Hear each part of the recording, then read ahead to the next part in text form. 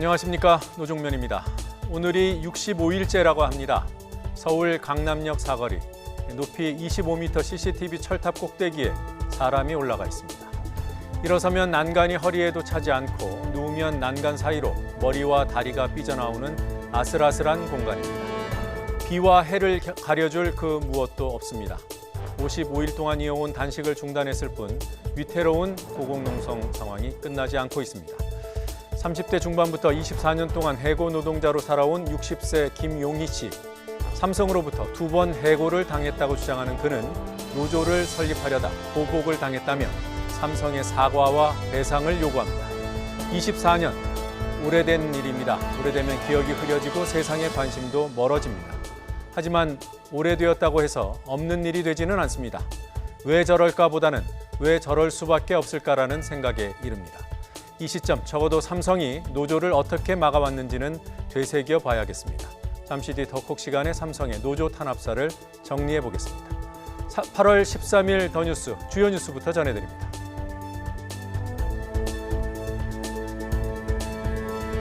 문재인 대통령이 광복절을 앞두고 국무회의를 열었습니다. 우리 경제의 기초 체력이 튼튼한 만큼 허위 정보나 가짜 뉴스 때문에 불안감을 가질 필요가 없다고 강조했습니다.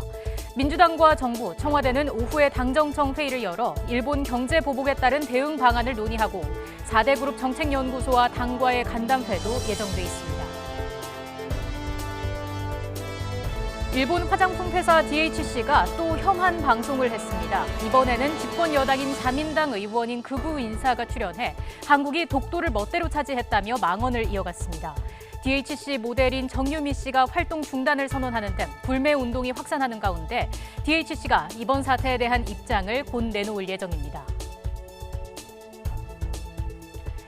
일제강점기, 어른뿐만 아니라 아이들도 강제 노역에 끌려간 사실을 아는 분은 많지 않으실 겁니다.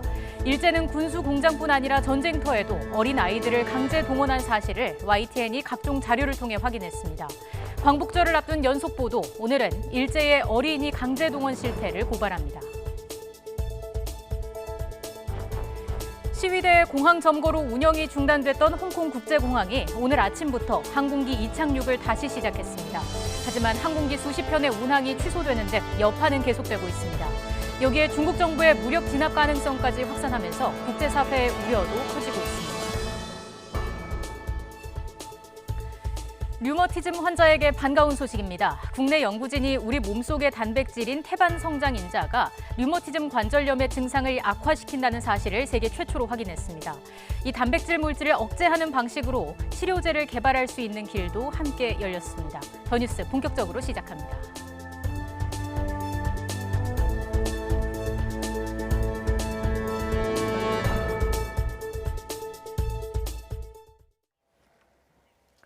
내년도 예산안에 일본 수출 규제 대응 예산 규모를 1조 원 이상으로 배정하기로 한 더불어민주당과 정부가 오후에도 간담회와 당정협의회를 잇따라 개최합니다.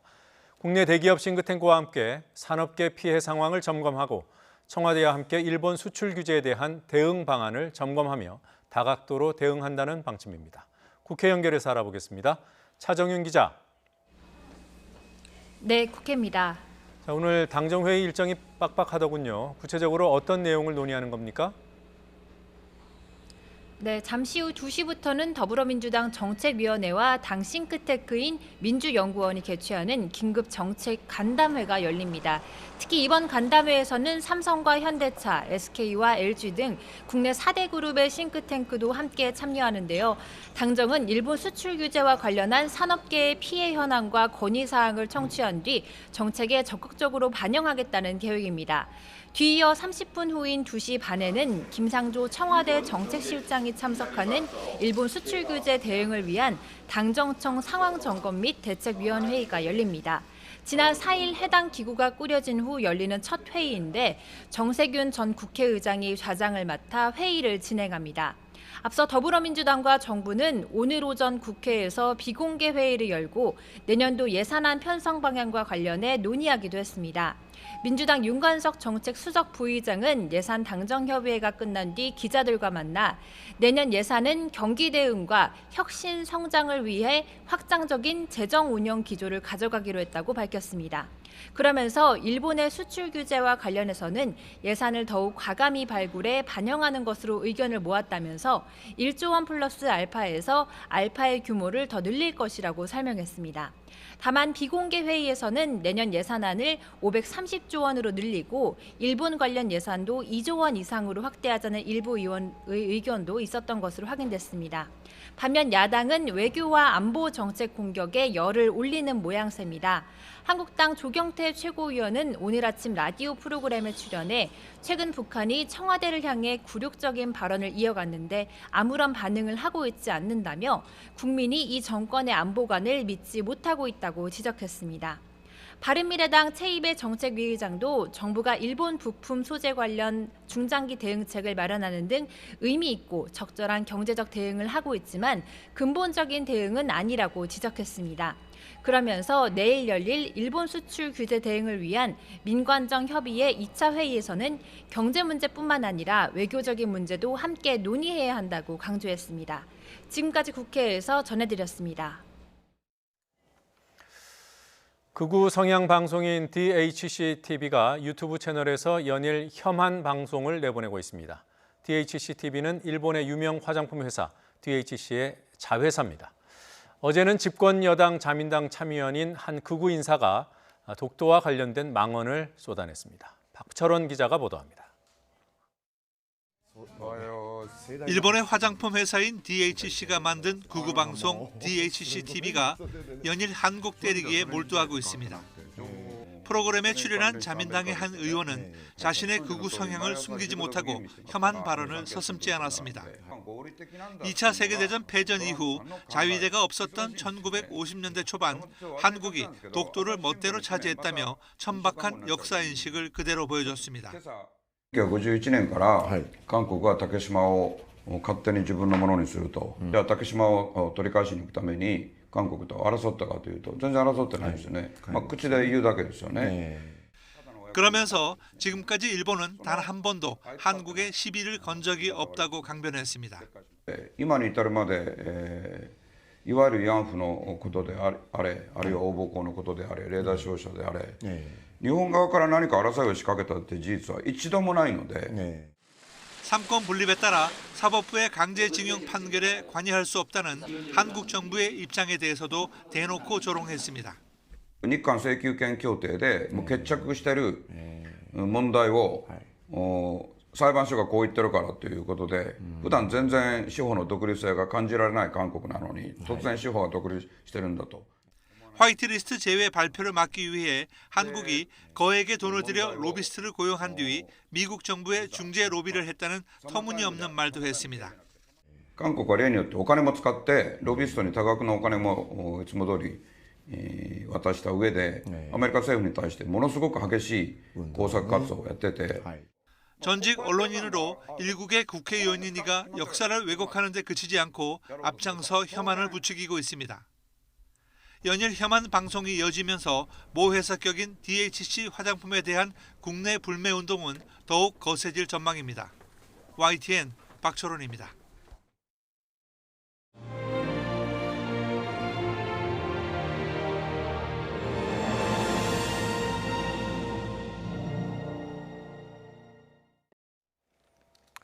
일제강점기, 어른뿐 아니라 조선의 아이들도 강제노역에 끌려가 인간 이하의 삶을 강요당했습니다. YTN이 광복 74주년을 맞아 그동안 가려졌던 아동 강제동원 실태를 집중 조명하는 시간을 마련했습니다. 먼저 피해자들의 증언을 취재했습니다. 한동호 기자입니다. 부모, 형제 이별하고 타양에 나와 2, 3, 4월 진기 내에 백골 못 보고 5, 6월 더운 날에 바람 못 쐬고 11살에 가족을 그리며 부르던 노래. 일본군 방직공장으로 끌려간 최점덕 할머니는 그때를 지금도 잊을 수 없습니다. 일제는 나이와 성별 관계없이 한 가족에 한 명씩 무조건 차출해 갔습니다. 댕기다 가서 이제 가서 댕기도 못했지. 우리 아버지를 징용에 끌게 간다 그래서 우리 아버지가 가서 보면 우리 식구도 다 굶어준다고 내가 간다고 막 내가 몰래 그냥 갔어 그냥 모두 가기래. 10살 때 고무줄 놀이를 하다가 납치되듯 강제 동원된 한수님 할머니. 군수공장에선 고된 노역과 함께 끔찍한 몽둥이질이 기다리고 있었습니다. 그렇게 뛰더라고.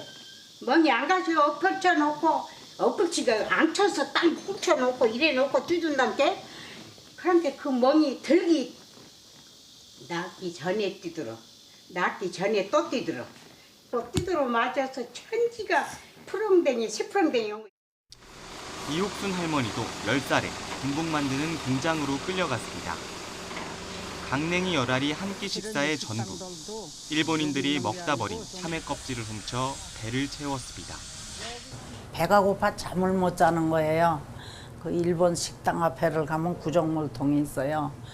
그 구정물통에 가서 이렇게 하면 참외 껍데기도 있고 무 껍데기도 있고 일본 식당에서 나온 거 이제. 그래가지고 그거 건져서 이제 수돗물에다 씻어서. 황부영 할머니는 8살에 고향인 전북에서 1000km 떨어진 만주로 동원됐습니다. 물도 없어서 가축 분유를 마셨습니다. 물도 없지, 빨래 올 데도 없지. 만족하고 밤새도록 물 타서 물 퍼다 먹고 그게 나저거 나가서 그게 소똥물 퍼다. 소똥물을 퍼다 먹으셨다고요? 어쩌 물 없은 게 뭐게. 일제의 강제 동원이 본격화된 건 1938년. 그때 아이였던 피해자 대부분은 생을 마감했고 남은 이들의 기억은 갈수록 희미해지고 있습니다. 만주 몇 살 때가? 만주 몇 살 때 갔냐고? 뭐 기억 없어요. 벌써 몰라. 기억 없어요. 벌써. 하지만 어린이마저 침략 야욕에 동원한 잔혹성은 일본이 사과해야 할 수많은 역사적 진실의 한 편을 차지하고 있습니다. YTN 한동우입니다. 식민지 조선의 어린이들이 군수공장뿐 아니라 심지어 전쟁터에까지 동원된 사실은 일본이 만든 사료에도 나타납니다. 일본은 강제 동원이 불법 행위는 아니었다고 주장하고 있지만 당시에도 어린이를 동원하는 건 불법이었습니다. 이정미 기자가 보도합니다.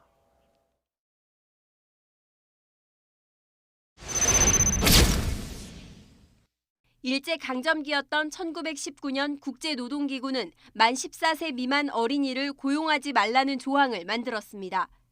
ILO 발기인으로 참여했던 일본은 정작 이 조항을 비준하지 않았습니다. 1941년 일본은 뒤늦게 노무조정령을 제정해 강제동원 대상을 만 14세 이상으로 한정했습니다. 2차 대전 말미인 1945년 수세에 몰려 다급해지자 최저연령을 만 12세로 낮췄습니다.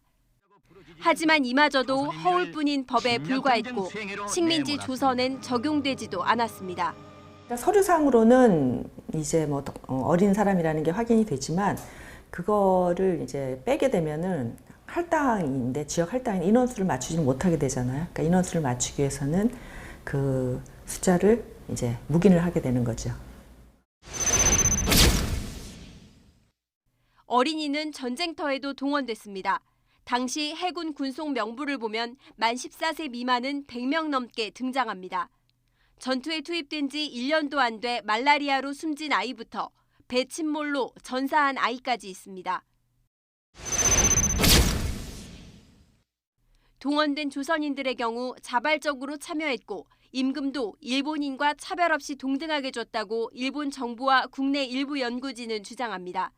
전쟁이라는 특수한 상황 때문에 오히려 더 일본 정부가 강제적으로 그러한 차별을 금지시키는 통에 오히려 차별이 적었던 상황이죠. 하지만 YTN이 입수한 일본 해군 제5연료창 임금 규정을 보면 조선인은 16분의 10, 62.5%만 주라고 돼 있습니다. 군 관련인 기관에서조차 이러한 차별이 있었다고 하는 것은 일반 기업에서 근무했던 노무자들에게도 이러한 민족적인 차별이 존재하지 않았을까라고 이렇게 추론이 가능한 상태입니다.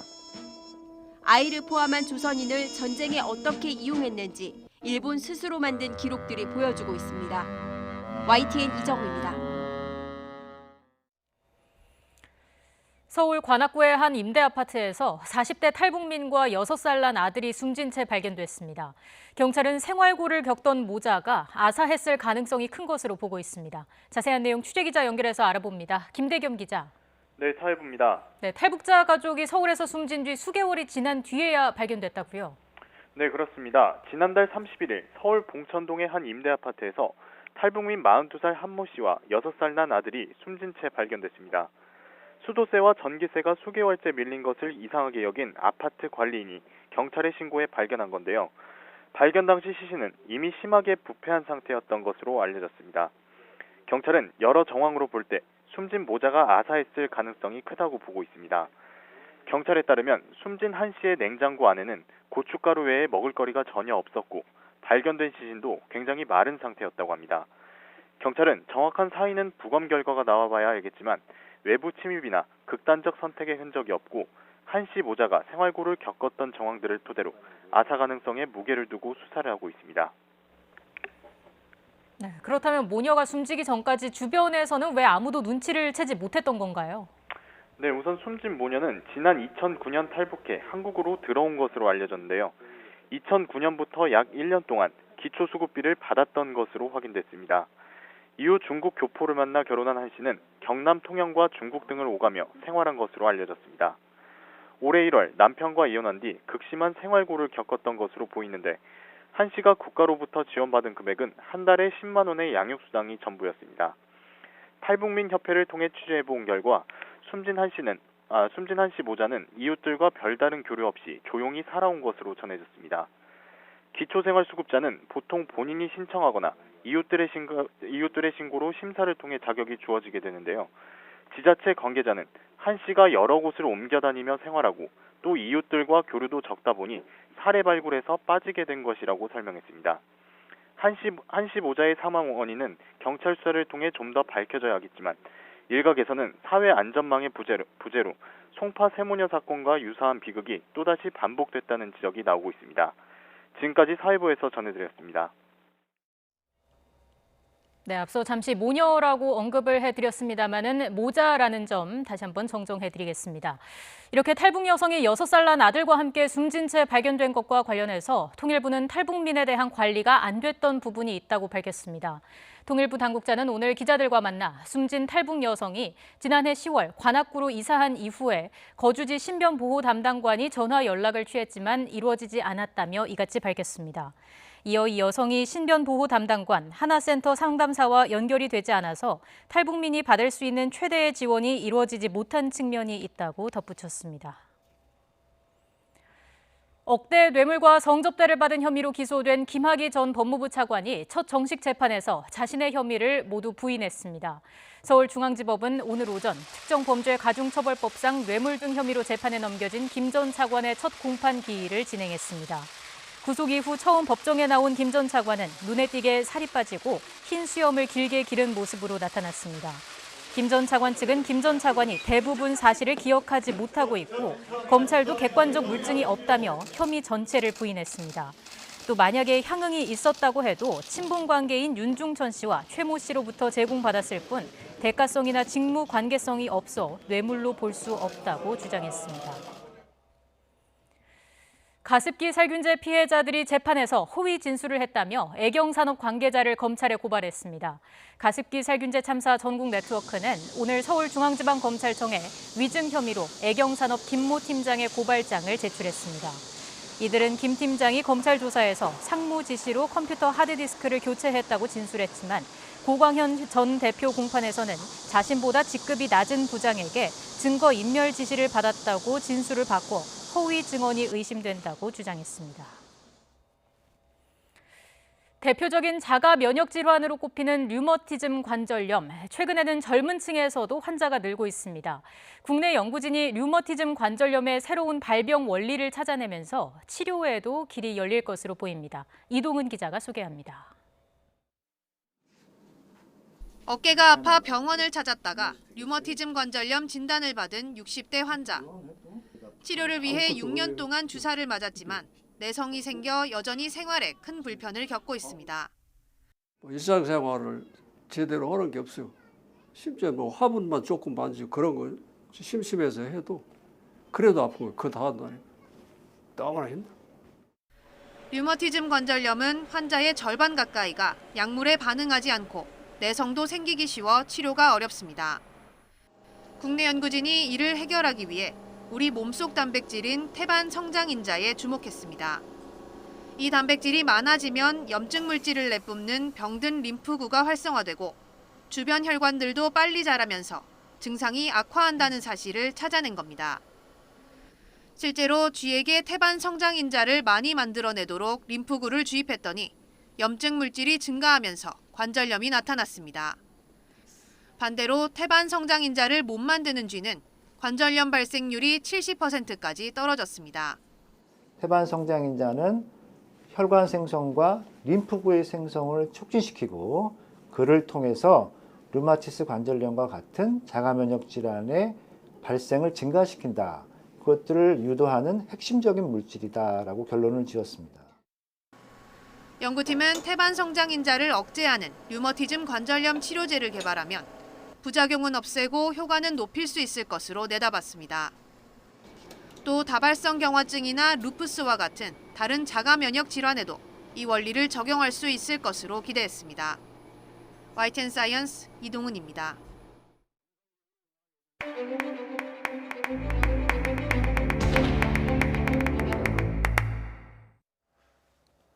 서울에 폭염경보가 내려지는 등 35도 안팎의 침동더위가 다시 찾아왔습니다. 북상 중인 10호 태풍 크로사는 광복절인 모레 일본을 강타할 것으로 보입니다. 취재기자 연결합니다. 정혜영 기자. 네, 기상팀입니다. 네, 특보가 내려진 지역이 넓더군요. 어느 곳입니까? 네, 비가 내리면서 잠시 주춤하는가 싶던 무더위가 다시 맹위를 떨치고 있습니다. 서울과 경기, 또 영서, 충청, 전남 내륙에 내려졌던 폭염주의보가 다시 폭염경보로 강화됐습니다. 기온도 큰 폭으로 뛰어오르고 있는데요. 경남 양산 기온이 36.6도로 전국에서 가장 높고 전주 34.8도, 대구 34.7도, 대전 34.3도, 서울도 32도까지 올랐습니다. 이 같은 찜통더위는 내일까지 이어지다 광복절인 모레 전국에 비가 내리면서 주춤할 것으로 보입니다. 자, 10호 태풍 크로사도 걱정입니다. 일본에 상륙하는 겁니까? 네, 그렇습니다. 중형급의 강한 태풍으로 발달한 크로사가 광복절인 모레 일본을 강타할 것으로 보입니다. 기상청은 10호 태풍 크로사가 내일 밤 일본 규슈 동쪽을 스치듯 지나 광복절인 모레 혼슈에 상륙한 뒤 관통할 것으로 보인다고 밝혔습니다. 올해 발생한 태풍 가운데 가장 강력한 위력을 지녔는데 일본에 다가서면서 조금 더 발달할 것으로 전망돼 큰 피해가 우려됩니다. 태풍이 진로대로 움직인다면 우리나라에서 태풍의 영향을 받는 지역은 울릉도와 독도, 그리고 동해안 지역입니다. 태풍이 일본을 지나 동해로 진출하면 울릉도, 독도는 태풍의 직접 영향권에, 동해안은 간접 영향권에 들 것으로 보입니다. 기상청은 16일 금요일부터 이 지역에는 강풍과 함께 많은 비가 내리겠다며 경계를 당부했습니다. 지금까지 YTN 정혜윤입니다. 시위대의 공항 점거로 어제부터 운영이 중단됐던 홍콩 국제공항이 항공기 이착륙을 다시 시작했습니다. 하지만 오늘도 항공기 운항 취소가 속출하는 등 여파는 계속되고 있습니다. 중국 베이징 특파원 연결해서 이 소식 알아보겠습니다. 강성웅 특파원. 네, 베이징입니다. 네, 지금 홍콩 공항 상황이 어떻습니까? 어제 공항 터미널을 점거했던 시위대가 밤사이 자진 해산함에 따라서 홍콩 공항 당국은 우리 시각으로 오늘 오전 7시부터 운항을 재개했습니다. 하지만 오늘 오전만 해도 출발과 도착 항공기 수십 톤이 취소됐고 오후에도 비슷한 상황이 계속 이어지고 있습니다. 예를 들면 우리 시각으로 오늘 오전 9시와 10시 20분에 홍콩에서 인천공항으로 가는 캐세이 패시픽 항공편 2편이 취소됐습니다. 어제 오후부터 오늘 새벽까지 공항 운영이 일시 중단되면서 항공기가 홍콩에 들어오지 못했기 때문에 그 여파를 받고 있는 것입니다. 홍콩 국제공항 측은 오늘도 운항 일정 조정을 실시하고 있다면서 반드시 실시간 운항 정보를 미리 확인해달라고 공지를 했습니다. 어제 귀국하지 못한 우리나라 승객들이 있죠. 오늘은 들어올 수 있는 겁니까? 네, 오늘 대한항공과 아시아나항공 여객기가 홍콩과 우리나라 간 노선의 출발과 도착이 각각 7편씩 예정돼 있습니다.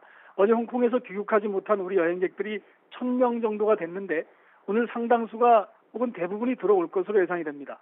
대한항공과 아시아나항공 측은 오늘 홍콩과 인천공항을 오가는 항공기가 모두 정상적으로 운항할 예정인데다 예약률이 낮아서 빈 좌석이 많이 남아있기 때문에 여객 수송에 문제는 없을 것으로 보고 있습니다. 하지만 어제 시위에 나섰던 시민들이 오늘 오후에 또다시 홍콩 공항으로 집결할 가능성이 있어서 변수가 되고 있습니다. 네.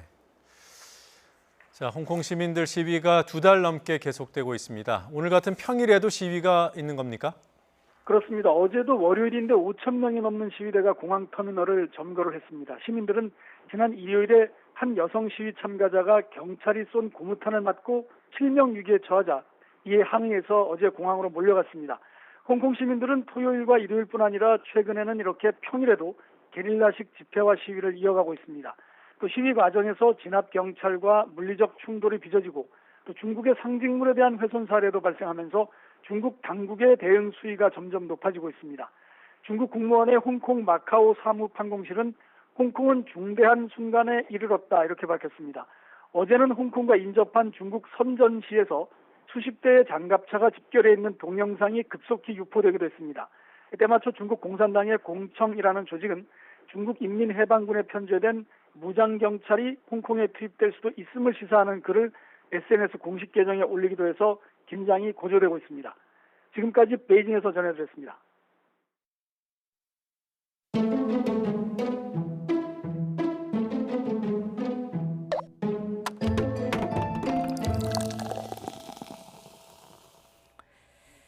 두 달 가까이 단식을 했고 2달 넘게 고공농성 중인 김용희 씨.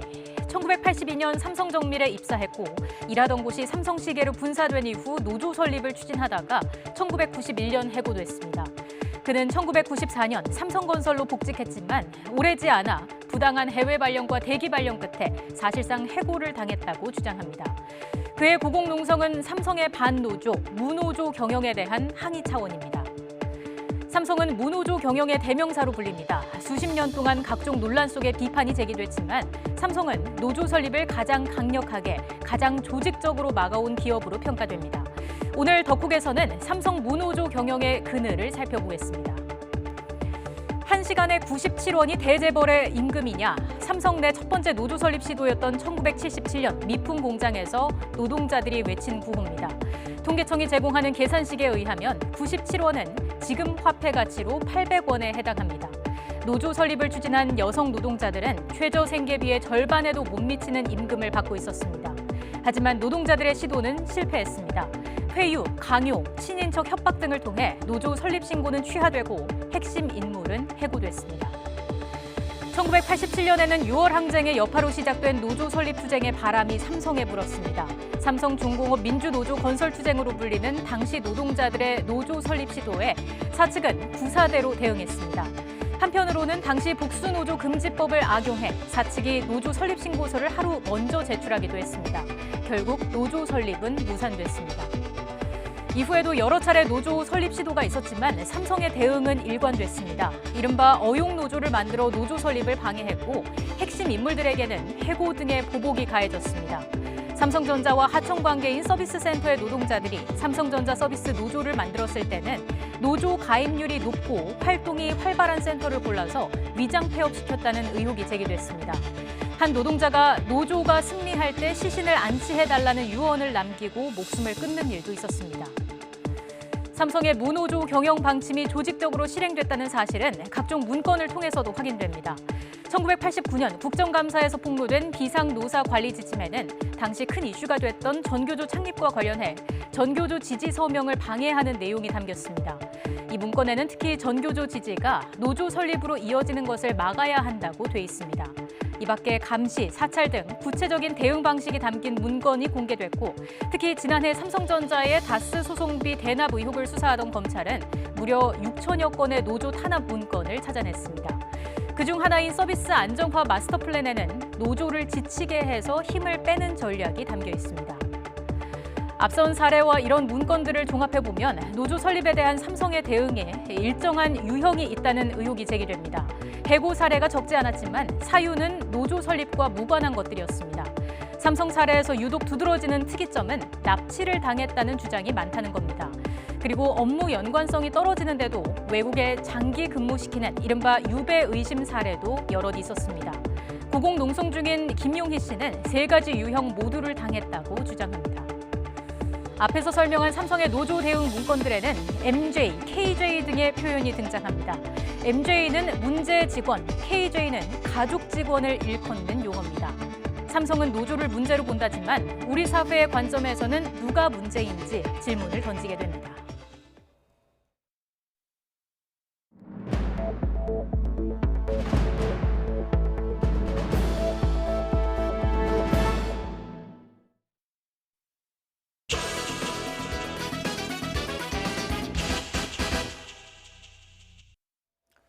지난 8일 개각에 따른 인사청문회가 열리게 됩니다. 여야는 청문회에 대비해 정보를 취합하고 검증 논리를 개발하느라 분주할 시기입니다. 최대 관심이 조국 법무장관 후보자에게 쏠려 있다는데 이견이 없어 보입니다. 야당은 창끝을 벼리는 중이고 여당은 방패를 점검하고 있을 겁니다. 어떤 쟁점에서 창과 방패가 부딪히게 될지 궁금합니다. 여야 1대1 미니토론 더정치, 현근택 더불어민주당 법률위원회 부위원장, 윤기찬 한국당 홍보위원회 부위원장과 함께 청문회 얘기부터 해보겠습니다. 어서 오십시오. 안녕하세요. 안녕하세요. 자, 먼저 이번 개각에 대한 총평을 좀 두 분께 청해 듣겠습니다. 먼저 현 부위원장. 일단은 뭐 집권 3년 차에 접어들었고요. 네. 성과를 내야 되는데 모든 분들이 주목하고 있듯이 조국 법무부 장관이 가장 이제 포커스에 맞춰져 있는 건 맞습니다. 네. 이제 사법 개혁을 성과를 내겠다. 그 다음에 이거를 좀 안정화시키겠다. 이런 의지가 있는 것 같고요. 그럼 최기영 그 과기정통부 장관도 좀 눈에 띕니다. 네. 왜냐하면 이 일본의 경제 침략에 맞서서 이분이 반도체 전문가인데 네. 기술력으로 돌파하겠다. 이런 의미가 있는 것 같고요. 그렇게 본다면 결국은 성과를 내기 위한 뭐 적재적소의 인사다. 이렇게 평가하고 싶습니다. 예. 어떻습니까? 윤기찬 부위원장께서는요? 뭐 성과 말씀 주셨는데 대통령 심중에는 어떤 의중이 있었는지 모르겠지만 네. 이제 외부에서 볼 때는 사실은 성과를 내려면 이제 책임 있는 분은 또 책임에 따른 어떤 조치를 해야 되는 것이고 나머지 분들은 또 뭐 동절해야 되는 것인데 사실 책임 있는 안보 국방 분야에 대한 책임 있는 인사 조치가 없었고요. 예. 또 그동안 인사검증 책임에 대해서 상당히 야권에 여러 가지 공세가 있었던 분은 또 법무장관 후보자로 이번에 내정이 되셨고 해서 예. 솔직히 말씀드리면 총선용을 위한 개각으로 뿐이 보기 어렵고요. 네. 또 하나 더 나아간다면 뭐 정권과 관련된 이해관계에 얽힌 개각이다. 예를 들면 이후에 정권에 대한 사정의 범위에서 벗어나기 위한 네. 그런 이후에 정권을 안정시키기 위한 대선 주자를 키우기 위한 어떤 그런 배려가 있는 네. 이 정도로 야권은 평가하고 있습니다. 네, 총선용 개각이고 또 나아가서 대선용 주자를 양성하는 차원이기도 하다. 조국 후보자를 두고 하는 말이죠? 그렇죠. 여러 가지 뭐 집중력 있는 정당 운영을 위해서는 또 네. 정부 운영을 위해서는 아마 흐트러지지 않도록 네. 대선 주자급을 키우는 그런 의미도 있을 것으로 보입니다. 네. 지금 두 분 말씀 들었습니다만 맥락이 통하는 각 당의 입장을 다시 한번 들어보겠습니다. 황교안 대표와 그다음에 이인영 원내대표의 평가 들어보겠습니다. 산호맹, 과연 조국 전 수석이 이 일들에 대해서 자기 반성을 한 일이 있습니까? 아무리 세상이 변했다고 해도 국가 전복을 꿈꾸는 조직에 몸담았던 사람이 법무부 장관에 앉는 것이 도대체 말이 되는 이야기입니까? 조국 법무부 장관 지명자의 인사청문회 자리는 공안 조서를 작성하는 자리가 아닙니다. 자유한국당은 벌써부터 정상적인 검증 대신에 몰 이성적 색깔론을 들이대고 장관 후보자들을 마치 척결해야 할 좌익 용공으로 몰아세우는 듯합니다. 공안 검사적 시각에서 특히 이분법적 시각에서 벗어나길 바랍니다. 네, 자 윤기찬 부위원장님, 그 조국 후보자에 대해서는 청문회 이전에 사퇴하라, 이게 한국당 입장이죠. 네. 청문회까지 갈 필요도 없다고 판단하는 이유가 어디 있습니까? 그러니까 청문회에서 새로운 어떤 뭐 도덕적 하자나 이런 것들이 밝혀지지 않는다 하더라도 현재까지 드러난 사실관계 또는 그분의 언행을 토대로 판단해 보면 전혀 부적절하다. 법무장관을 맡기에는. 그래서 그런 취지의 말을 한 걸로 그렇게 알고 있습니다. 네, 조금 전에 얘기한 그 산호맹 가입 전력, 이 부분이 가장 핵심적이라고 보는 건가요? 그 부분도 한 개의 요소인데요. 물론 이제 저 판결이 저 대법원에서 확정 판결을 받은 것이고 그에 재심 같은 게 없었어요. 그렇다면 그것이 유지되는 것이고 근거법인 국가보안법 2조 1항도 지금 유지가 되고 있거든요. 그럼 저기에 대해서 최소한 후보자 스스로 어떤 의사표현을 해야 된다. 왜냐하면 본인 스스로가 여러 가지 이유 때문에 본인은 청문회 통과하지 못한다라고 말씀을 하셨던 거기 때문에 이 또 산호맹 관련 부분은 사실은 그 당시 대한민국 사회를 규정짓는 어떤 이념적 그 기준이 있어요. 그래서 미국 등 제국주의에 기댄 파쇼 권력에 의해서 노동자들을 착취당하는 이런 현재 우리 사회가 그런 사회이기 때문에 무장봉기를 통해서 이 사회 대한민국 체제를 전복하자라는 취지의 이런 판결문에 나와 있는 거거든요. 그래서 이거에 대해서는 청문회 절차를 거쳐서 그 지금 조국 후보자에 대한 생각을 당연히 물어야 되겠죠. 이것을 공안정국이다, 공안조사다라고 여당 그 원내대표께서 평가하시는 거는 이건 저는 적절치 않다라고 생각합니다. 예. 뭐 조금 있다가 쟁점별로 좀 살펴보겠습니다만 일단 지금 말씀하신 부분 산호맹 전력에 대해서 좀 얘기를 좀 해주시죠. 뭐 산호맹은 저도 뭐 딱 대학교 들어갔을 때 처음 봤는데요. 산호맹의 의미는 사실은 우리가 사회주의 그러면 이제 북한을 연상하게 되는데 어쨌든 우리나라의 독자적인 뭐 사회주의 세력을 형성하려고 했던 그런 조직인 건 맞습니다. 근데 저는 그런 것보다 그때 삶을 비교하고 싶어요. 황교안 대표는 어찌 보면 대학교 들어가서 쭉 뭐 군대도 안 가고 고시 공부를 해서 검사가 된 거고 조국 지금 후보자 같은 경우에는 20대 물론 이제 그때 뭐 공부를 해서 아마 울산대 조교인가 하고 있었는데 대학 선배였죠. 백태용이 아마 핵심 인물이었는데 그분을 이제 도와서 뭐 글도 쓰고 이랬다는 것인데 물론 뭐 나중에 청문회에서는 어떤 얘기를 할지 모르겠지만 20대에 그 당시에 어쨌든 사회 노동자들의 현실을 외면하지 않고 본인들이 뭔가 그래도 사회에 기여하겠다. 이분이 아마 이제 박종철 그 분의 이제 뭐 후배 선배이기도 하고 이러니까 아마 이제 사회 참여도 했던 것 같은데요. 그러니까 학자의 길을 걸으면서도 사회와 어떤 현실을 외면하지 않았다. 그런 부분이 더 큰 것 같고 사실은 지금 산호맹 문제 삼건의 당시에 이제 이분이 이제 현재 교수이면서 구속되다 보니까 엠네스티에도 양심수로 선정이 됐었고요. 사면복권도 나중에 됐습니다. 민주화운동으로 인정받았고요. 그러니까 그 당시에 사실은 이제 은수미 지금 성남시장 같은 경우에는 고문을 받아서 뭐 이렇게 수술도 하고 그랬어요. 대장이나 소장 수술도 하고 그래서 어찌 보면 이런 부분들이 그러니까 그 당시에 민주화 운동을 했던 분들의 어떤 아픔 기억인데 그걸 아마 다시 끄집어내는 게 제가 보기에는 뭐 한국당에서 논점으로 삼아서 도움될 일은 없다라고 봅니다. 네. 그 조국 그 당시 이제 울산대 전임 강사 신분으로 구속되고 유죄 확정 판결을 받았는데 그 이후에 지금 말씀대로 이제 사면 복권 절차가 있었고 그리고 또 민주화 운동 인정도 받았고요. 이런 부분들까지 종합적으로 판단해야 될 필요성은 없을까요? 근데 이것이 이제 판결문에 적시된 내용으로만 보면 아까 제가 말씀드린 대로 선전선동을 거쳐서 뭐 통일전선 전술을 통해서 무장봉기를 해서 대한민국 체제를 전복시킨다. 따라서 국가보안법 2조 1항에 이게 반국가단체를 조직한 거다. 이런 취지의 판결문이었거든요. 산호맹에 대한 규정이 그렇죠. 그래서 중앙위원회, 상임중앙위원회 이런 조직까지 갖춰놓고 중앙위원회 내지 상임중앙위원회 멤버로 활동을 했다. 이런 취지예요. 그렇다면 여기서 큰 역할을 하셨다는 것인데 뭐 아마 일부 언론에 따르면 자백했다는 말도 있긴 있습니다만은 어쨌든 이런 판결문 취지에 비춰보면 사실 지금 우리가 그대로 받아들이기에는 사실 좀 여러 가지 불편한 감정이 있단 말이죠. 그 이에 대한 생각을 해줘야 되는 것인데 말씀하셨듯이 민주화보상심의위원회에서 민주화운동으로 인정받았는 것 자체가 이것이 사회적으로 합의가 다 된 것이냐에 대해서는 또 다툼의 여지가 있어요. 논란이 컸던 부분이거든요. 이것이 일반적인 다른 여러 가지 민주화운동과 달라요. 그렇다면 이거에 대한 후보자의 의사를 명확히 말씀 주셔야 되는 것이고 또 하나는 법무장관이시기 때문에 법을 집행하는 장관입니다. 따라서 국가보안법이 이게 또 2조 1항에 연관돼 있기 때문에 그 국가보안법 조항에 대한 본인의 인식을 또 청문회 자리에서 말씀해 주셔야 되는데 이것을 여당의 원내대표라는 분이 말씀을 하시기를 이건 매우 부적절하다 언급하는 것 자체가 이렇게 되면 청문회 뭐하러 하겠습니까? 그래서 이 부분은 청문회 자리에서 그런 말씀을 하시는 건 좋겠지만 검증을 위한 야당 대표의 말에 대해서 그런 식으로 무작정 반박을 하시는 말씀은 적절치는 않다 이렇게 생각합니다. 자, 뭐 이 문제 이외에도 여러 가지 쟁점이 있을 것으로 보도가 됩니다. 여당에서 파악하고 있는 야당이 주로 문제 삼을 조국 후보자와 관련된 쟁점들 어떻게 정리하고 있습니까? 사실은 뭐 쟁점이 너무 많아서 하나로 그래요? 추릴 수 없을 정도인데요. 지금 네. 뭐 재산 부분은 뭐 재산 형성이 아마 좀 쉽게 얘기하면 강남 좌파의 대표 분으로 하다 보니까 재산이 지금 뭐 50억이 넘는 부인까지 해서 돼 있고, 지금 어찌 보면 이제 민정수석이 법무부 장관으로 바로 가는 거에 대해서 과거에 이제 비판했던 거에 대해서 내로남불 아니냐 이런 얘기도 있는 것 같고, 지금 네. 이제 국법원법 얘기는 했고요.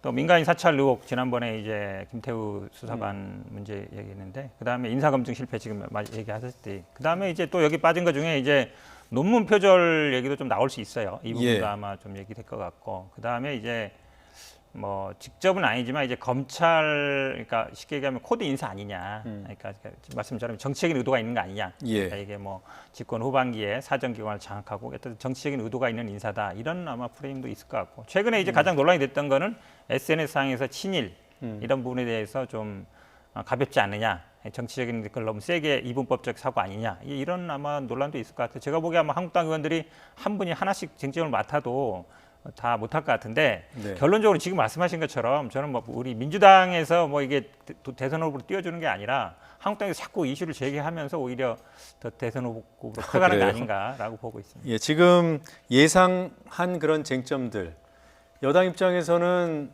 어떻게 봅니까? 문제 없다고 판단하는 건가요? 이미 이제 민간인 사찰 부분이나요, 그 다음에 인사 검증 문제는 지난번 운영에 나왔을 때 작년 12월 31일 날 우리 네. 모두 이제 마지막 날을 밤새면서 다 봤잖아요. 근데 조국 수석이 이만큼 다 준비를 하셨더라고요. 답변을 다 준비하셔서 역시 어릴 때부터 공부를 잘했는지 답변을 완벽하게 다 했어요. 그러면서 어찌 보면 한국당에서 좀 판정 패했다 이런 결론이 나왔는데, 그 이후에 새롭게 제기된 거는 많지 않아요. 그 이후에 제기된 거는 아마 근데 본인 청문회이기 때문에 문제가 되는 거는 지금 얘기하는 재산 문제, 학위 문제, 그다음에 네. 뭐 자녀 문제도 있지만, 그다음에 최근에 불거불렀던 뭐 약간 뭐 SNS 활동 문제 있는데, 언론에서 이미 다 다뤘던 내용이라 네.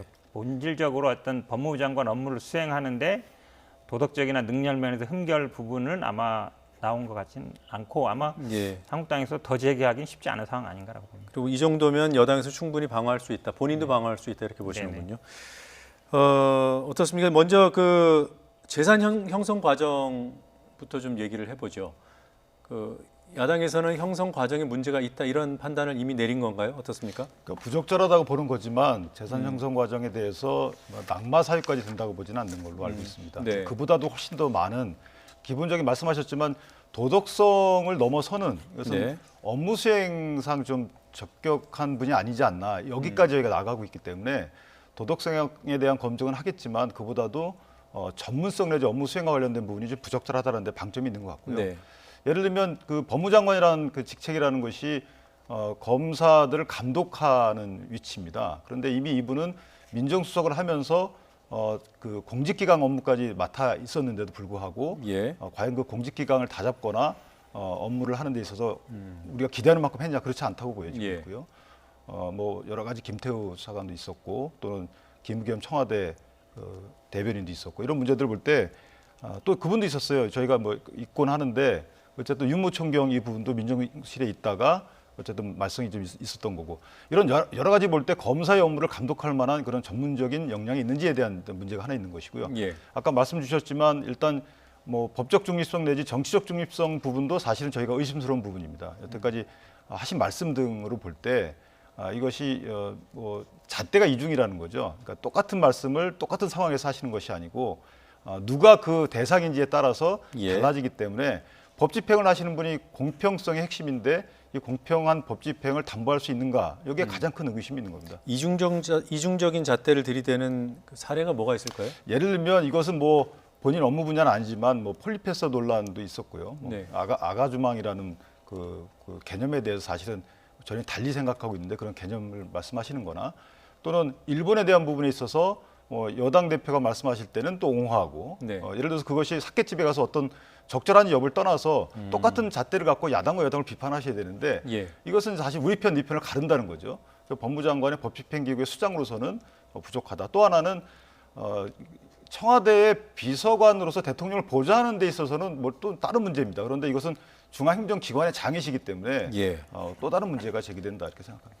근데 사케가 아니라 한국 청주를 마셨다는 거 아닙니까? 근데 이제 그것이 사실 그 방점이 술을 마신 거였거든요. 그럼 똑같이 비판해 줬어야죠. 뭐냐면 이것이 대일본 비판과 여당 대표로서의 그 당시에는 그 화이트리스트에 배제하고 난 다음 발언이었거든요. 그러면 여당의 대표께서 낮술을 하신 건데 어떻게 뭐 반주일지라도 일본과의 문제가 민감한 그 그렇죠. 시점에 낮술을 하신 건 낮술을 할 수 있냐 이렇게 그거를 비판하시면서 다만 뭐 사케가 아니었고 뭐 한국 술이었다라고 말씀을 덧붙이셔야 되는데 일반적으로 이것저것 떼고 옹호를 하셨기 때문에 그런 취지에 볼 때 이 중잣대다 이렇게 생각합니다. 뭐 특별한 사례를 들었습니다만 일종의 이제 업무 수행 능력 중에 하나잖아요. 그 법무부 장관으로서 일관된 기준으로 공평 무사하게 일처리를 해야 되는데 불안하다라고 한마디로 얘기하면 이제 검찰 출신이 아니다라고 얘기하는 거죠. 왜냐하면 그 동안에 이제 민정수석이나 법무부 장관이 대부분 이제 검찰 출신이 해왔고 그러다 보니까 쭉 뭐 위계 질서도 서고 명령도 잘 되고 조직도 잘 이제 이끌어간다 이런 평가를 달하는데 왜냐하면 선후배 기술 따르는 그런 문화가 있기 때문에요. 근데 이제 문재인 대통령 기본적으로 법무부를 탈검찰로 하겠다 이런 의지가 아주 강한 분이에요. 그렇다 보니까 이제 뭐 검사 출신이 아니라는 부분을 이제 돌려서 얘기할 필요는 없는 것 같고 지금 폴리페소 논란에 대해서도 조국 지금 후보자 같은 경우는 예전에 이제 대학 신문에도 임명직과 이제 선출직 분명히 구분해서 얘기했습니다. 했던 것 같고요. 지금 뭐 사케 논란 다시 얘기하시는데 그때도 사실은 뭐 술을 마셨냐 안 마셨냐 문제가 아니라 이게 친일로 몰아갔기 때문에 그건 아니다라고 반박을 한 것이었죠. 그러니까 이게 중요한 문제는 아니라고 보는데요. 제가 그래서 이제 업무 능력 이 부분은 제가 보기에 조국 수석 같은 경우는 평생 동안 형법을 공부해왔어요. 공부해왔고 기본적으로 어떤 검찰이 좀 우리나라 검찰의 권력이 과도하다. 그래서 검찰을 좀 개혁해야 되겠다. 그래서 공수처라든지 검경수사권 이런 거에 대한 확고한 의지가 있는 분이거든요. 그런 면에서 본다 그러면 그보다 더 중요한 어떤 능력이 필요하겠는가. 그러니까 후배들을 뭐 잘 관리하고 아니면 지휘하는 것도 중요하지만 지금 시기에서는 일단 검찰 개혁, 그다음에 뭐 검경수사권 조정, 공수처 설치 이런 부분이 중요한 부분이기 때문에 그런 부분에 있어서는 청와대에 있으면서 기본적으로 기획을 했고요. 그다음에 이제 장관이 나와서 그걸 집행할 단계가 됐기 때문에 오히려 더 적절한 인사라고 보는 게 맞는 것 같습니다. 네, 한 가지만 제가 보태면 변호사님 말씀에 상당 부분 제가 찬동을 하였지만 이게 있어요. 비검찰 출신이 그러면 왜 굳이 비검찰 출신을 강조하느냐. 이것은 개입하지 않겠다는 의미인데 사실 법무장관이 문민통제를 하는 거거든요. 검찰에 대해서 문민통제를 하는 겁니다. 민주적 정당성을 대통령으로부터 부여받아서 문민통제를 하는 건데 그렇다면 법무장관의 업무가 좀 소홀한 거 아니냐 이렇게 되는 거 아니냐 이런 위험이 하나 있고요. 왜냐하면 일반 검찰청법에 보면 법무장관은 일반적으로 검사를 지휘 감독하게 돼 있단 말이죠. 감독을 하게 돼 있어요. 그러면 말씀하신 것처럼 감독 기능을 좀 낮추겠다는 것인지 아니면 정치적 중립을 확보하기 위해서 개입을 하지 않겠다는 의미인지. 근데 인사 개입은 또 우리 검찰청법에 보면 대통령이 제청하게 돼 있단 말이에요. 검사의 인사와 보직은. 그러면 앞뒤가 안 맞는 지금 정부의 입장이 나오는 거죠. 따라서 사실은 저희가 주장하는 건 검사를 통제하지 말라가 아닙니다. 통제를 하되 편향적으로 하지 말라. 인사권을 편향적으로 행사하지 말라. 검찰권을 편향적으로 행사하지 말라. 이런 취지의 주장을 하는 것이지 검찰을 통제하지 말라. 따라서 문민이기 때문에 검사 출신이 아니라서 아마 좀 더 나을 것이다. 이거는 또 전문성과 중립성과 좀 약간 안 맞는 이런 취지죠. 지금 말씀하신 그 편향된 검사 인사가 뭔지 이해를 하시나요? 지금 이제 아마 그 얘기를 하는 것 같아요. 쉽게 얘기하면은 뭐 지금 동부지청이나 남부지청에서 현 정부와 관련된 인사했던 분들이 뭐 좌천된 걸 보고 그 다음에 이제 약간 공안 쪽은 좀 후퇴하고 이제 뭐 특수수사 쪽이 좀 진출한 거에 대해서 얘기한 것 같은데 그거는 뭐 그동안에 어찌 보면 이거는 뭐 잘 아시겠지만 지금 정도 기수 23기, 27기 이렇게 넘어오는 기수들이 굉장히 검사로 진출한 분들이 많아요. 그러다 보니까 예전에는 뭐 부장 가고 이게 거의 뭐 100% 보장되지만 점점 더 인사 적체는 많다. 그리고 5기수나 내려왔기 때문에 뭐 불가피하게 사퇴하는 분도 많았던 것 같고 그다음에 뭐 어디 있던 분들이 무조건 간다 이런 건 없습니다. 그래서 제가 보기에 그건 아닌 것 같고 오히려 큰 틀로 보면 우리가 이제 외국 같은 데 보면 국방부 장관도 여자인 경우가 봐요. 저는 우리나라도 그런 게 와야 된다고 봅니다. 최근에도 보면 이제 국방부 장관에서 사실은 이제 육사 출신이 아니라 이제 해사나 공사 아니면 해군 공군 출신이 많이 중용하는 게 저 그런 면에서 보면 다양성 그리고 어찌 보면 좀 경직된 조직인데 군대라든지 검찰 이런 게 상명하복과 명령 지휘 계통을 하다 보니까 유연성이 떨어지고 민주적인 통제가 안 된다 이런 평가들이 많았거든요. 그런 큰 틀에서 보는 게 맞다고 봅니다. 네.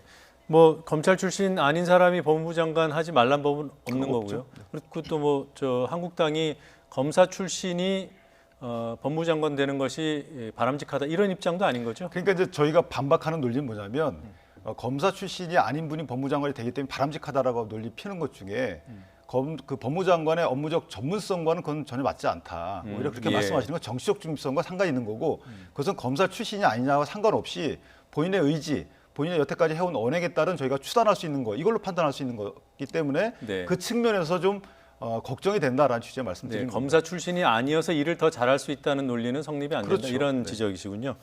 이 정도로 하고 넘어가겠습니다. 네네. 이번 그 개각에서 또 하나 눈에 띄는 부분이 이제 주미 대사 부분인데요. 장관급이 아닌데도 이번에 인사에 들어갔습니다. 근데 이 부분과 관련해서 야권에서는 원래는 문정인 특보를 주미 대사로 하려는 카드를 꺼냈다가 미국의 반대로 철회했다. 이런 뭐 추측들이 있는 모양이에요. 한국당에서는 어떻게 파악하고 있습니까? 뭐 정확히 확인할 수는 없는 것이고요. 네. 뭐 당국에서 확인해주지 않는 이상. 그런데 아마 여러 가지 그동안에 이제 문정인 그 특보께 언론이 이제 질문했을 때 나온 반응이라든가 여러 가지 비춰볼 때 본인도 아마 어느 정도 기대 내지 예상은 조금 하고 계시지 않았나 이런 생각이 들어서 예. 그런데 갑자기 이제 그 기류가 바뀌었기 때문에 이거 둘 중에 하나 아니겠습니까? 그 뭐 검증에서 문제가 있거나 또는 대통령께서 새로운 인사의 새로운 구도를 짜셨거나 그 과정에서는 이제 미국이 이게 그 비인 협약에 따라서 사실은 아그레망이라고 미리 이제 타진을 하지 않습니까? 그래서 주재국에서 반대를 하게 되면 이제 뭐 가지 못하는 거기 때문에 아마 여태까지 문정인 특보께서 하신 발언의 취지를 비춰볼 때 미국에서 달궈하지 않았을 것이다라는 것이 또 바탕에 깔려 있어서 말하는 그런 추측이 어느 정도 합리적이지 않나 이렇게 생각합니다. 예, 이런 추측이 합리성을 가지려면 먼저 카드는 이제 조율을 해봤을 때 가능한 거잖아요.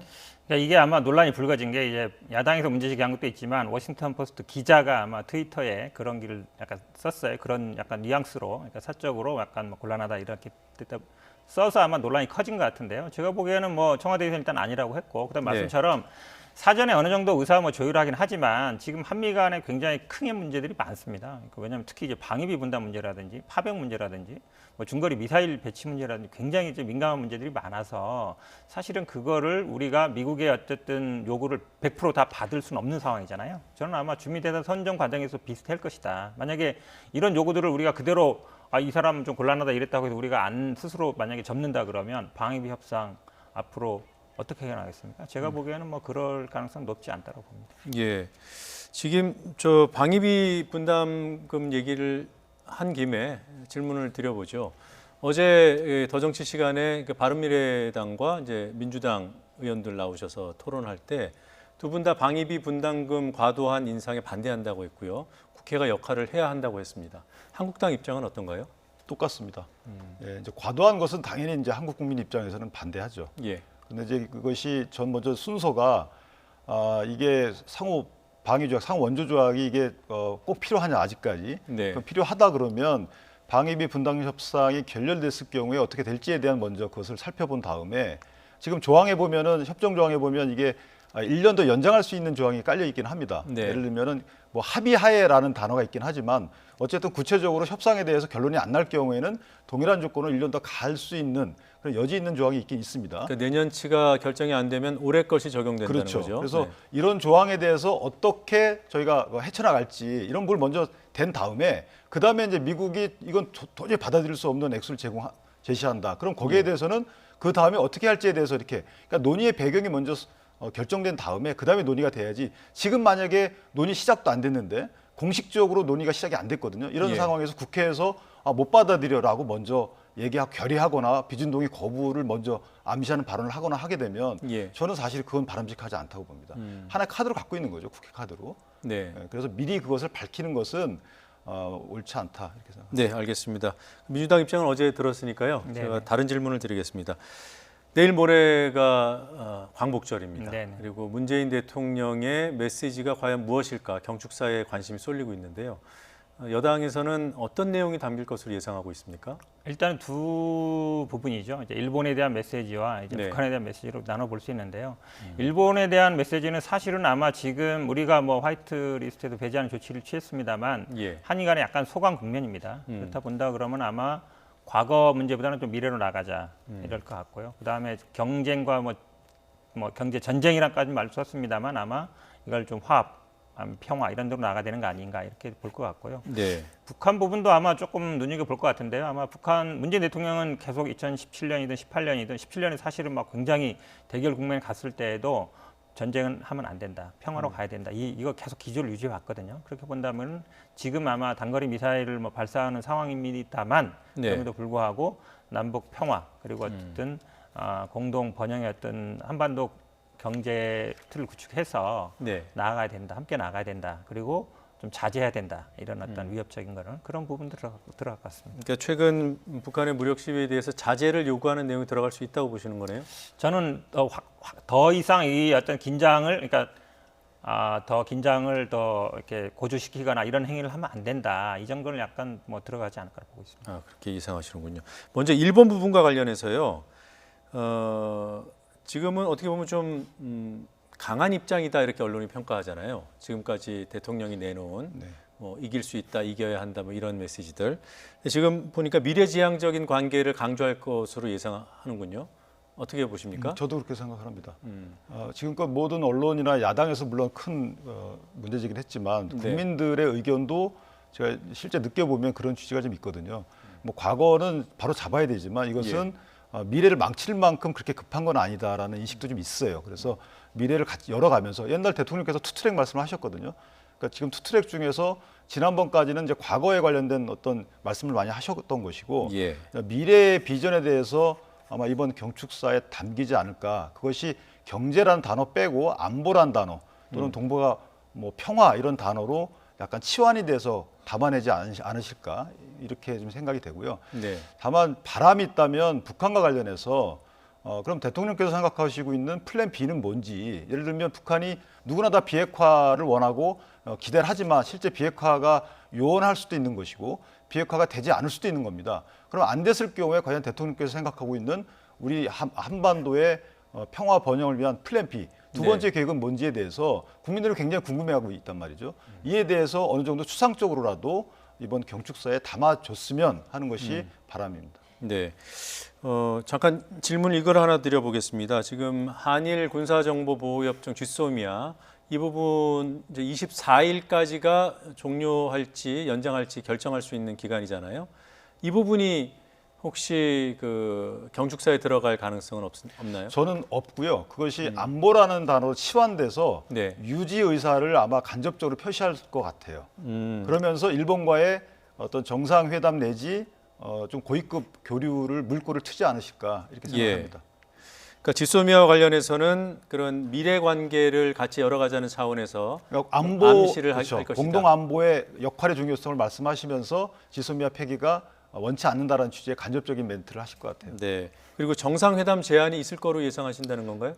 저는 개인적으로 대화를 원한다는 취지로 말씀하실 것 같아요. 한일 간의 정상회담 이렇게 구체적인 것이 아니라 이 문제를 풀기 위해서 대화를 하자라는 취지의 말씀이 아니고 동북아의 평화 구축이나 안보 협력을 위해서 많은 대화가 필요하다는 식의 말씀을 통해서 아마 간접적 제안을 하지 않으실까 이렇게 생각합니다. 네. 혹시 한일 정상회담 제안이 없을까요?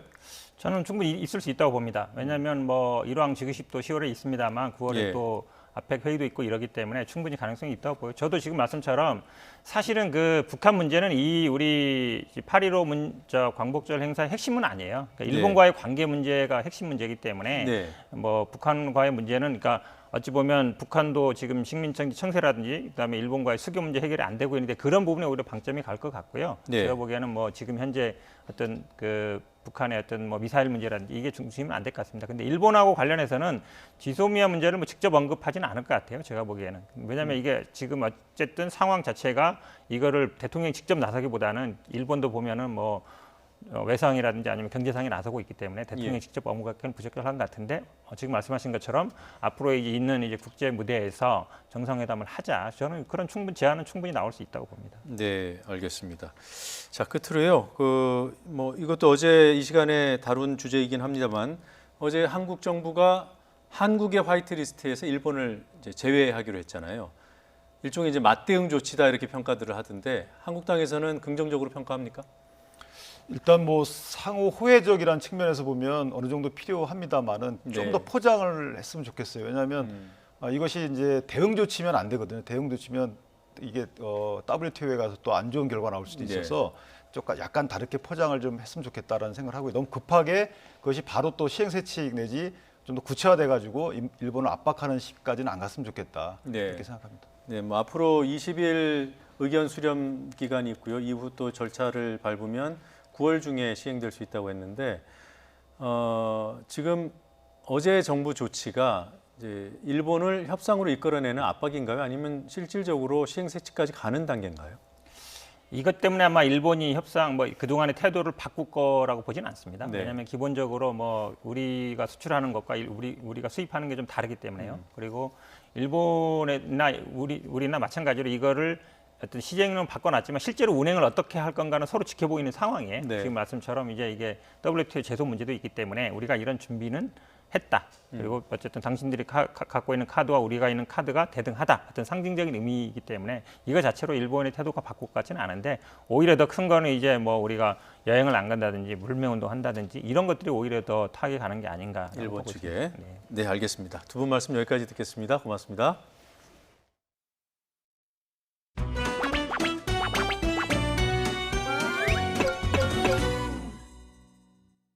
자유한국당 정미경 최고위원에 대해서 한마디 하겠습니다. 소설을 집필할 때도 금기가 있고 망상에도 넘지 말아야 할 선이 있습니다. 일본 경제도벌이 자작극이라는 터무니없는 음모론까지 자유한국당 최고위원회가 고작 일베 게시판은 아니지 않습니까? 소설을 집필할 때도 금기가 있고 망상에도 넘지 말아야 할 선이 있습니다. 자유한국당 최고위원회가 고작 일베 게시판은 아니지 않습니까? 모처럼 애국가를 4절까지 이렇게 불러보니까 가슴이 뻥 뚫리는 것 같습니다.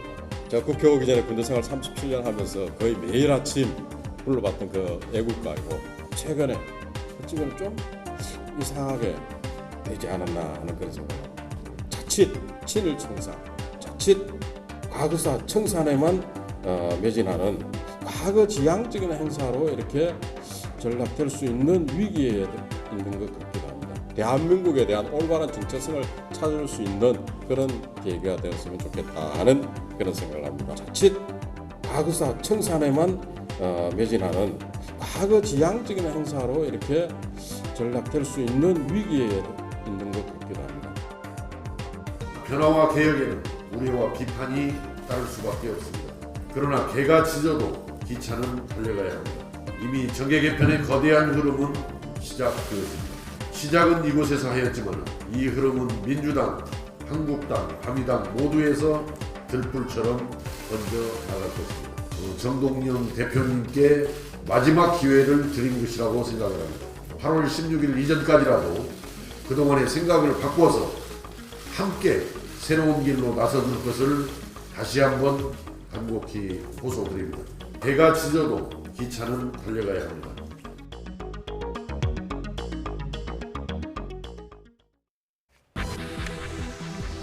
문재인 대통령이 광복절을 앞두고 국무회의를 주재하면서 우리 경제의 기초 체력이 튼튼한 만큼 허위 정보나 가짜뉴스 때문에 불안감을 가질 필요가 없다고 강조했습니다. 일본 화장품 회사 DHC가 자민당 의원인 극우 인사를 출연시켜 한국이 독도를 멋대로 차지했다는 혐한 방송을 이어갔습니다. DHC 불매 운동이 확산하는 가운데 곧 최근 사태에 대한 입장을 내놓을 예정입니다. 현대경제연구원은 우리 국민의 일본 여행이 80% 감소하면 내년 일본 경제 성장률이 0.1%포인트 내려갈 것으로 분석했습니다. 또 일본 관광산업뿐 아니라 다른 산업의 생산과 고용 등에도 직간접적인 타격을 줄 것으로 내다봤습니다. 억대 뇌물과 성접대 혐의로 기소된 김학의 전 법무부 차관에 대한 재판이 시작됐습니다. 검찰이 차명 계좌를 통해 억대의 뇌물을 받은 혐의를 추가 기소하면서 김 전 차관의 뇌물 혐의 액수는 3억 원을 넘었습니다. 서울 관악구의 한 임대 아파트에서 40대 탈북민과 6살 난 아들이 숨진 채 발견됐습니다. 경찰은 모자가 아사했을 가능성이 있는 것으로 보고 정확한 사망 원인을 조사하고 있습니다. 한국소비자원이 과일을 갈아 만든 영유아용 과일 퓨레 20개 제품을 조사한 결과 당류 함량이 지나치게 높은 것으로 나타났습니다. 정부는 영유아 식품의 영양 기준을 마련하기로 했습니다.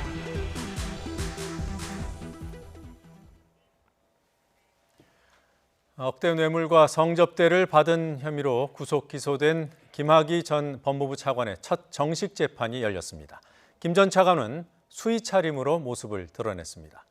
검찰이 김 전 차관이 1억 원을 넘는 뇌물을 추가로 받은 정황을 포착한 점을 고려하면 김 전 차관의 뇌물 액수는 3억 원이 넘을 것으로 보입니다.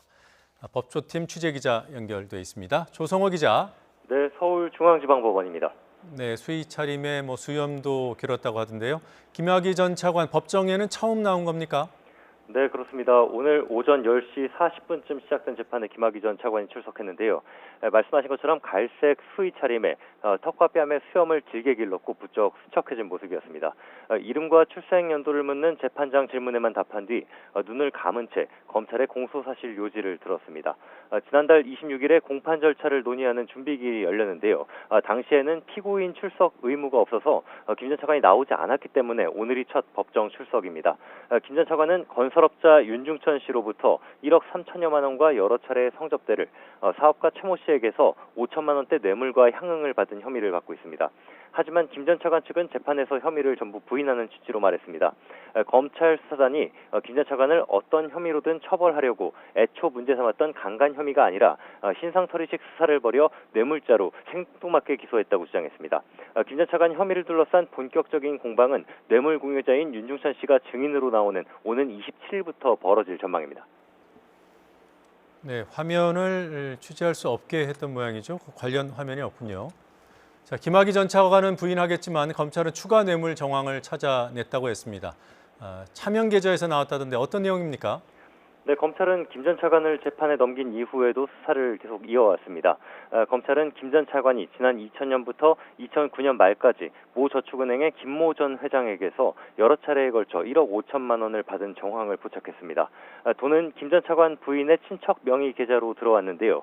검찰은 김 전 차관이 차명 계좌로 김 전 회장에게서 보험성 뇌물을 받았다고 의심하고 있습니다. 이와 관련해 김 전 회장 지시로 김 전 차관에게 돈을 보냈다는 옛 저축은행 직원들의 진술도 확보한 것으로 전해졌습니다. 이 차명 계좌를 통해 사업가 최 씨가 보낸 돈 1,200만 원도 추가로 확인돼 혐의 액수에 추가했습니다. 검찰이 새로 확인한 저축은행 뇌물 혐의까지 더해서 기소한다면 김 전 차관의 뇌물 혐의 액수는 3억 원을 훌쩍 넘게 될 것으로 보입니다. 지금까지 서울중앙지법에서 YTN 조성호입니다.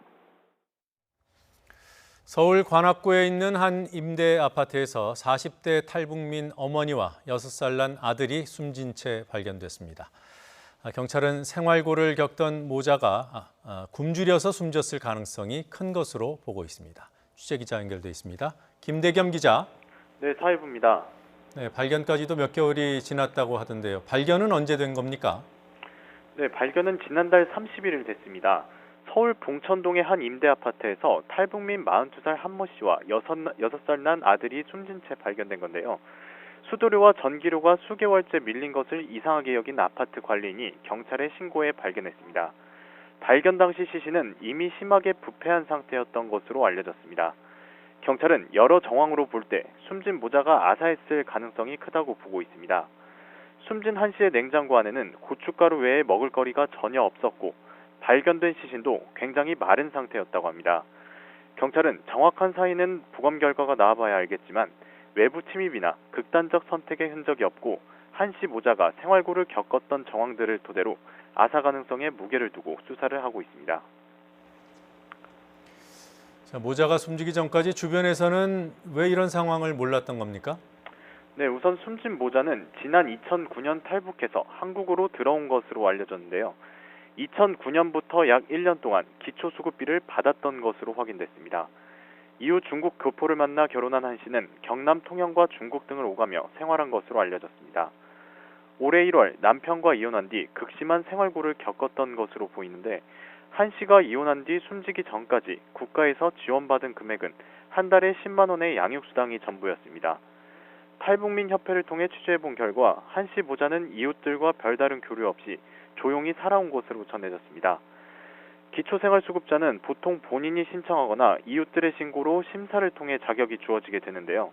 지자체 관계자는 한 씨가 여러 곳을 옮겨 다니며 생활하고 또 이웃들과 교류도 적다 보니 사례 발굴에서 빠지게 된 것이라고 설명했습니다. 일각에서는 사회 안전망의 부재로 송파 세모녀 사건과 유사한 비극이 또다시 반복됐다는 지적이 나오고 있습니다.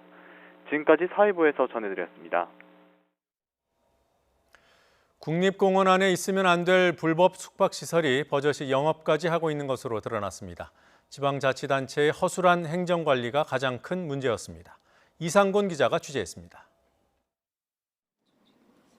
충남 공주시가 최근 새롭게 선보인 관광 안내 앱입니다. 이 가운데 계룡산 국립공원 자락에 자리 잡은 한 시설이 눈에 띕니다. 우수 한옥체험 숙박시설로 인증까지 받았는데 지난 5월 건축법 위반 사실이 무더기로 적발됐습니다.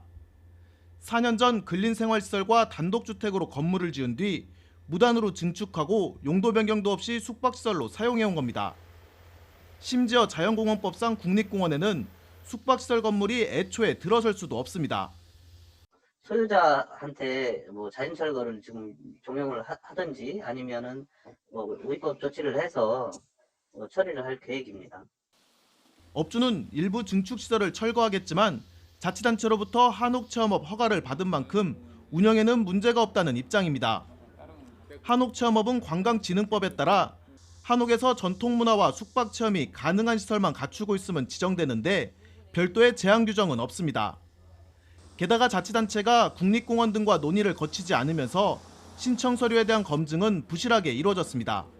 관련 부서라든가 국립공원이라든가 뭐 허가과라든가 보건소 이런 데 좀 협의를 좀 했으면 이런 좀 실수를 좀 막았을 텐데 그런 부분이 좀 아쉬운 것 같고요. 그 관광진흥법상에 이제 그 기준이 애매모호한 부분이 있어서 거기에 기준을 맞추다 보니까 한옥체험업이 관광편의시설업으로 처음 지정된 건 10년 전.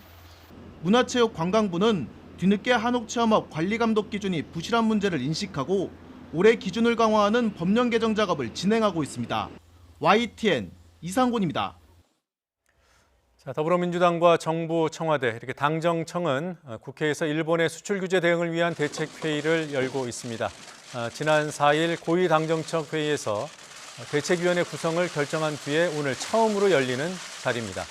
지금 보고 계신 화면은 방금 전 화면이고요. 지금은 청와대 김상조 정책실장이 발언을 하고 있습니다. 현장 연결해서 들어보겠습니다. 상당히 대책에 대해서 간단히만 말씀을 드리면 먼저 상황과 관련해서 두 가지로 요약할 수 있을 것 같습니다. 첫째는 이 상황은 전략 게임이자 반복 게임의 상황입니다. 한 가지 고정된 전략을 계속 고집하는 것이 아니라 그때그때의 상황에 맞춰서 유연하게 변화시키면서 특히 상대방의 반응을 보면서 그 전략을 유연하게 보완해 나가는 그리고 그러한 어떤 판단을 계속적으로 반복한다는 의미의 전략 게임이자 반복 게임이라고 할 수가 있겠습니다. 두 번째로는 이러한 어떤 상황은 한국 경제의 큰 불확실성을 야기할 수가 있습니다.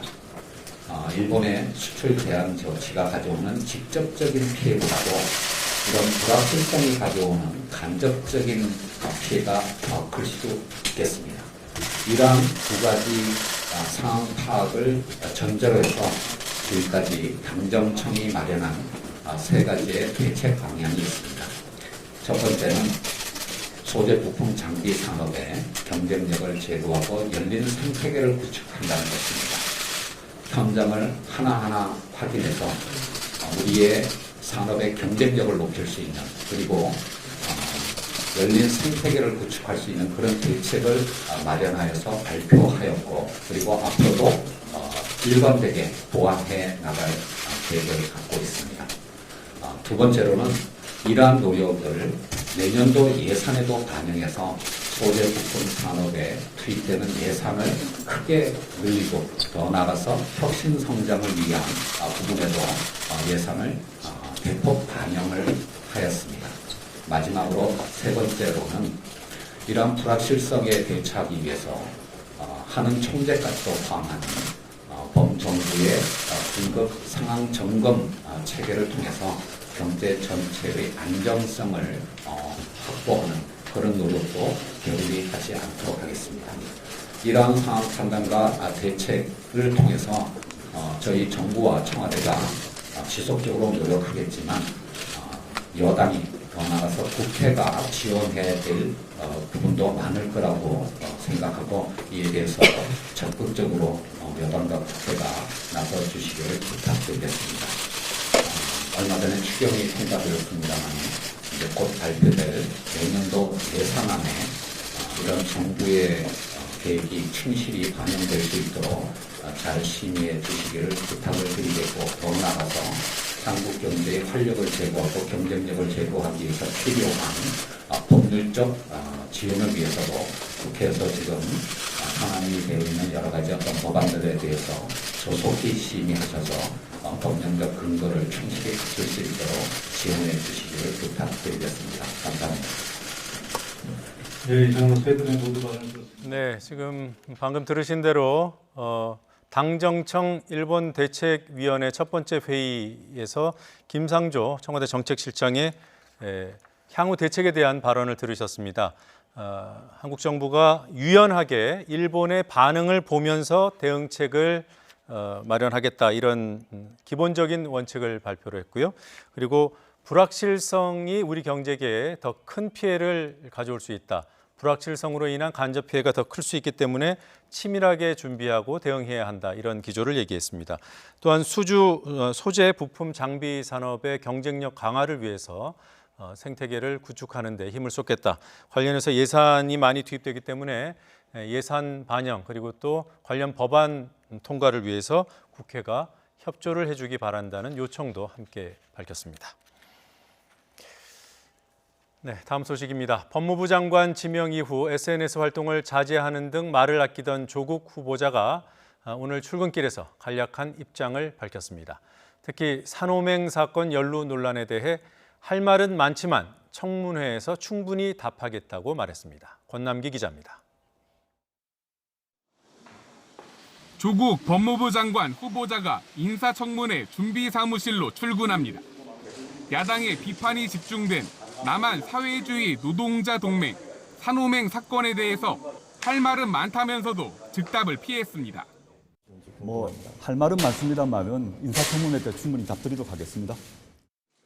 앞서 황교안 자유한국당 대표 등은 산호맹 사건에 연루돼 국가보안법 위반 혐의로 실형을 선고받은 조 후보자의 과거를 거론하며 법무부 장관 자격이 없다고 공세를 폈습니다.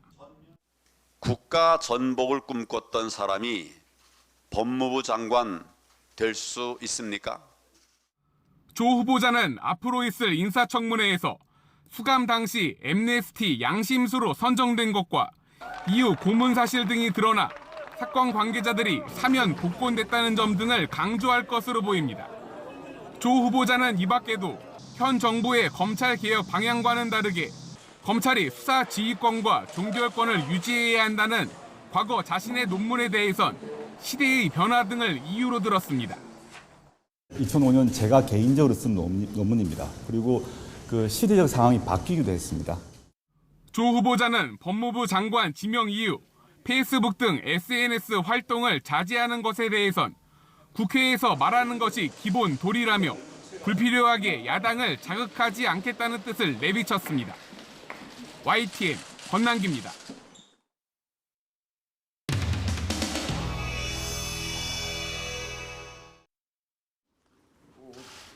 여당이나 정부가 반일 감정을 뭔가 부추기는 이런 것에 대해서 비판도 있기는 있는데 이런 것에 대해서는 어떻게 생각하시는지? 원인 제공은 외교적 문제를 경제 보복으로, 경제 침략으로 끌어들인 아베 정부의 조치 때문에 야기된 거 아닙니까? 그거에 대해서는 어떻게 생각하세요?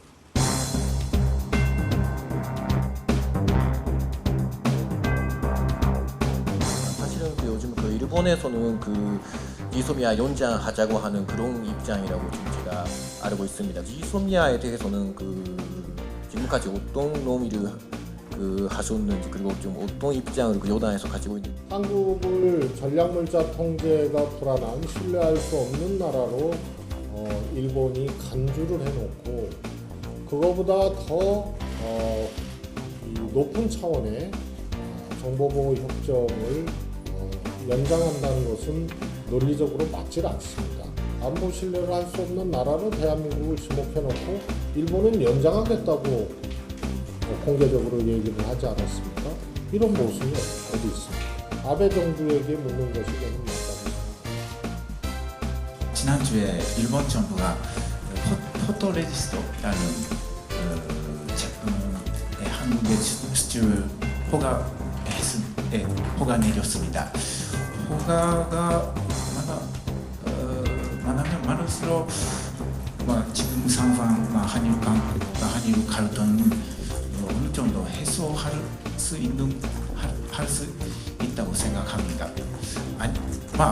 이 부분에 대해 어떻게 생각하십니까? 천명이 다니는 길을 막아놓고 한 명 가게 해준 다음에 나 잘했지 하는 4살짜리 어린애의 응석바지를 보는 것 같습니다.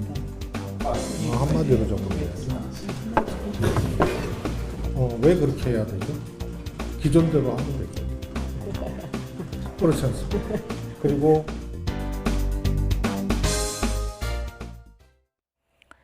내년 예산안에 일본 수출 규제 대응 예산 규모를 1조 원 이상으로 배정하기로 한 더불어민주당과 정부가 오후에도 간담회와 당정협의회를 잇따라 열었습니다. 국내 대기업 싱크탱크와 함께 산업계 피해 상황을 점검하고 청와대와 함께 일본 수출 규제에 대한 대응 방안을 점검하며 다각도로 대응한다는 방침입니다. 국회에 연결하겠습니다. 차정윤 기자. 네, 국회입니다. 네, 오늘 당정협의회에서 논의된 내용들 전해주시죠. 네, 우선 조금 전 2시 반부터 일본 수출 규제 대응을 위한 당정청 상황점검 및 대책위원회의가 열렸습니다. 민주당 이인영 원내대표를 비롯한 여당 지도부가 참석한 가운데 정부에서는 성인모 산업통상자원부 장관, 또 청와대에서는 김상조 청와대 정책실장이 자리에 나왔습니다. 지난 4일 해당 기구가 꾸려진 후 열리는 첫 회의인데요. 민주당 당내 일본대책특위위원장인 정세균 전 국회의장이 좌장을 맡았는데 한일 관계 갈등에 대한 종합대책을 마련할 것으로 보입니다. 이에 앞서 2시쯤에는 당정이 삼성과 현대차, SK와 LG 등 국내 4대 그룹의 싱크탱크 경제연구원과 함께 긴급 정책 간담회를 진행했습니다. 당정은 일본 수출 규제와 관련한 산업계의 피해 현황과 건의사항을 청취한 뒤 정책에 적극적으로 반영하겠다는 계획입니다. 또 오늘 오전 더불어민주당과 정부는 국회에서 비공개 회의를 열고 내년도 예산안 편성 방향과 관련해 논의하기도 했습니다. 민주당 윤관석 정책수석 부의장은 예산 당정협의회가 끝난 뒤 기자들과 만나 내년 예산은 경기 대응과 혁신 성장 뒷받침을 위해 확장적인 재정 운영 기조를 가져가기로 했다고 밝혔습니다. 그러면서 일본의 수출 규제와 관련해서는 예산을 더욱 과감히 발굴에 반영하는 것으로 의견을 모았다면서 1조 원 플러스 알파에서 알파의 규모를 더 늘릴 것이라고 설명했습니다. 다만 비공개 회의에서는 내년 예산안을 530조 원으로 늘리고 일본 관련 예산도 2조 원 이상으로 확대하자는 일부 의원의 의견도 있었던 것으로 확인됐습니다. 반면 야당은 외교와 안보 정책 공격에 열을 올리는 모양새입니다. 한국당 조경태 최고위원은 오늘 아침 라디오 프로그램에 출연해 최근 북한이 청와대를 향해 굴욕적인 발언을 했는데 아무런 반응을 하고 있지 않는다면서 국민이 이 정권의 안보관을 믿지 못하고 있다고 지적했습니다. 또 바른미래당 최이배 정책위의장도 정부가 일본 부품 소재 산업 관련 중장기 대응책을 마련하는 등 의미 있고 적절한 경제적인 대응을 하고 있지만 근본적인 대응은 아니라고 지적했습니다. 그러면서 내일 열리는 일본 수출 규제 대응을 위한 민관정 협의회 2차 회의에서는 경제 문제뿐만 아니라 외교적인 문제도 함께 논의해야 한다고 강조했습니다. 지금까지 국회에서 전해드렸습니다. 내가 살거나 자주 찾는 곳에 일제 잔재가 서려 있다면 얼마나 황당할까요? 민족 말살의 목적으로 실시한 창씨 계명과 비슷하게 우리 땅의 이름을 멋대로 바꾼 이른바 창지 계명도 있습니다. 전통 문화가 잘 보존된 인사동부터 인천의 송도까지 모두 일제가 지은 이름입니다. 김다연 기자가 보도합니다. 전통 문화의 거리로 유명한 인사동. 그런데 정작 인사동은 일본이 제멋대로 붙여준 합성 지명입니다. 부근에 큰 절이 있어 절골이나 대사동이라고 불렸지만 지난 1914년 일본이 행정구역을 개편하며 근처 지명인 관인방의 인자와 대사동의 사자를 합쳐 이름을 바꿨습니다. 아 진짜요? 아 저는 모르고 있었어요. 아니 진짜요? 말도 안 된다. 아유. 일제는 민족 말살 정책의 목적으로 창씨 개명을 실시했습니다. 또 식민 통치의 편의를 위해 행정구역을 통폐합해 일본식 지명을 갖다 붙이는 창지 개명도 진행했습니다. 넓은 들이란 뜻의 너덜이라고 불렸던 곳은 관수동으로, 탑이 있는 동네라는 의미를 지닌 탑골은 낙원동으로, 잣나무가 있었던 잣골은 동숭동으로 바뀌는 등 수도 서울은 일제 창지 개명의 주 희생양이었습니다. 일본 지배를 노골화한 지명도 있습니다. 제가 나와 있는 이곳 인천 송도가 대표적인데요. 일본 군함 이름을 그대로 붙인 겁니다. 송도의 일본식 발음은 마츠시마. 청일 전쟁과 러일 전쟁에 참전했던 일본 군함의 이름입니다. 놀랍고 좀 어떻게 생각하면 불쾌하기도 하고 그래요. 생각보다 일본 잔재가 주위에 아직 남아있는 게 많은 것 같아서. 이런 식민 지배의 흔적은 곳곳에 남아 있습니다. 우리나라 지명의 절반 정도가 일본 마음대로 바꾼 것으로 추정되지만 국민 혼선을 이유로 알면서도 고치지 않는 실정입니다. 전국적으로 보면 한 50% 정도가 일본식 이름으로 바뀌었어요. 서울만 하더라도 한 32% 정도가. 74년 전에 나라는 빛을 찾았지만 우리 민족의 얼은 아직도 저만치에 있습니다. YTN 김다연입니다.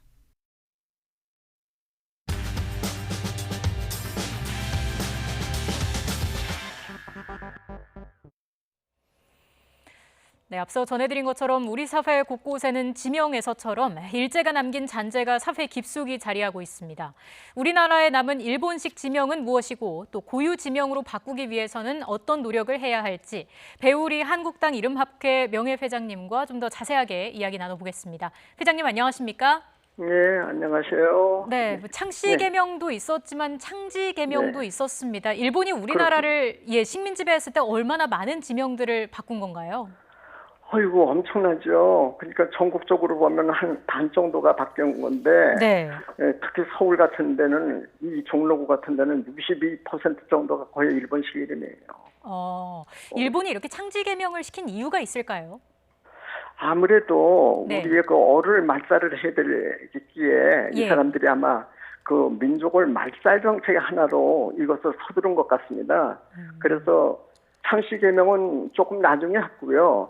창지 개명을 먼저 한 거예요. 우선 쉬운 것부터 하면서 이 우리의 어를 하나하나 없애나가는 그런 방법을 택했죠.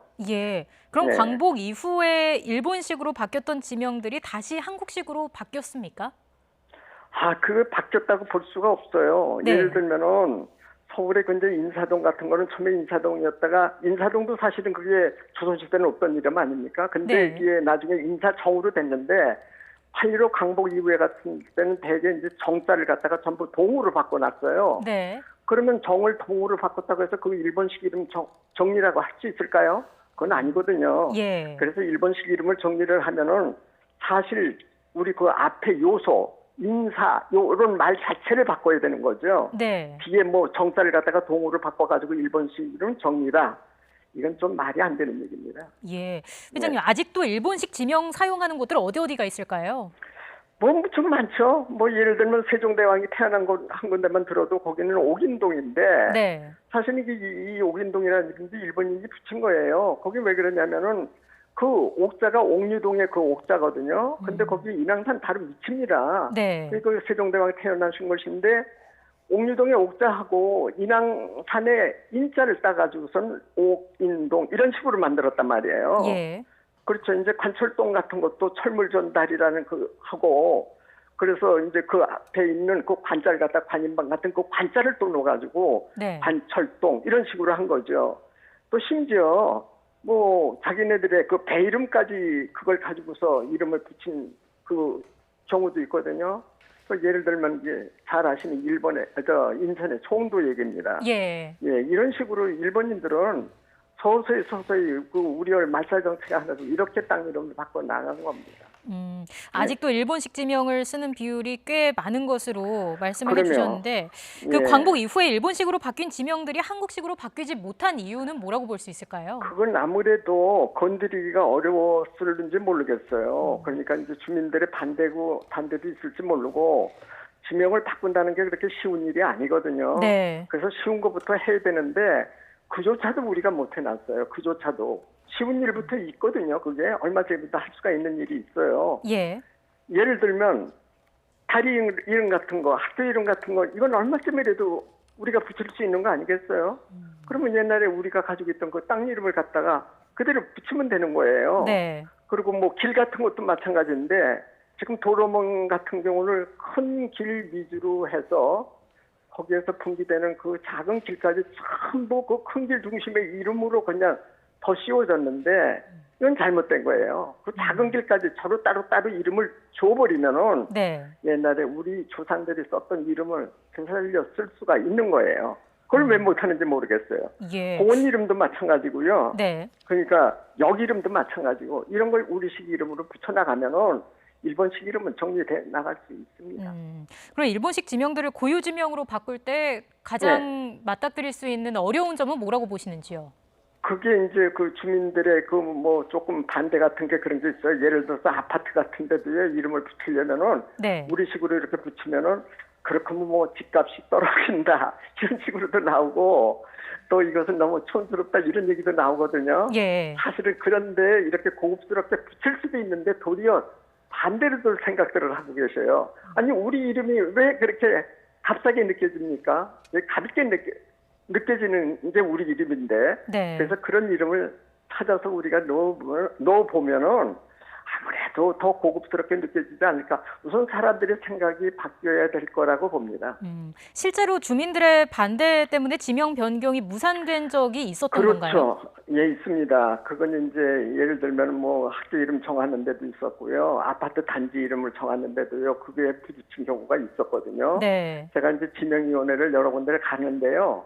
가면은 그것을 알 수가 있어요. 이러면은 주민들이 이거는 몇 퍼센트, 저거는 몇 퍼센트 하는데 토박 이름으로 해가지고서 정한 거에 퍼센티지가 많이 들어오지를 못해요. 그럼 바로 이것은 우리 이름이 그만큼 홀대받고 있고 천대받고 있고 무시당하고 있다는 얘기거든요. 네. 그래서 조금 전에 얘기했듯이 우리 사람들의 생각이 우리식의 혼을 갖고 우리식의 얼을 갖고 우리식의 그런 그 조상들의 그 힘을 받아가지고서 거기에다가 그 제대로 붙여나가는 하나하나의 그 작은 것부터 실천하는 그런 작업이 필요할 것 같습니다. 예, 사회적으로 그런 분위기를 조성하는 것도 필요할 것 같고요. 그렇죠. 예, 네. 지금 한국당 이름학회에서는 창지 개명된 지명들을 한국식으로 바꾸기 위해선 어떤 노력을 하고 계신지요? 예, 노력 많이 하고 있습니다. 네. 저희가 이제 노력 많이 하고 있고요. 어디가 이제 잘못됐다 그러면 이제 예를 들어서 표지판 같은 게 옛날 일본식 지명이 그대로 붙어 있는 경우가 있어요. 네. 예를 들면 우리 집 앞에 욱천이라는 내가 있는데 그게 만초천으로 바꿨어요. 욱천이 일본식 이름이니까. 근데 나가 보니까 욱천 고가도로 이 표지판이 그대로 붙어 있는 거예요. 네. 근데 이런 걸 놔둘 수가 없잖아요. 그래서 제가 구청이나 시나 이런 데다가 전부 이거 고쳐놓으라고 그런데 지금 작업 중일 거예요. 고쳐놓을 것 같습니다.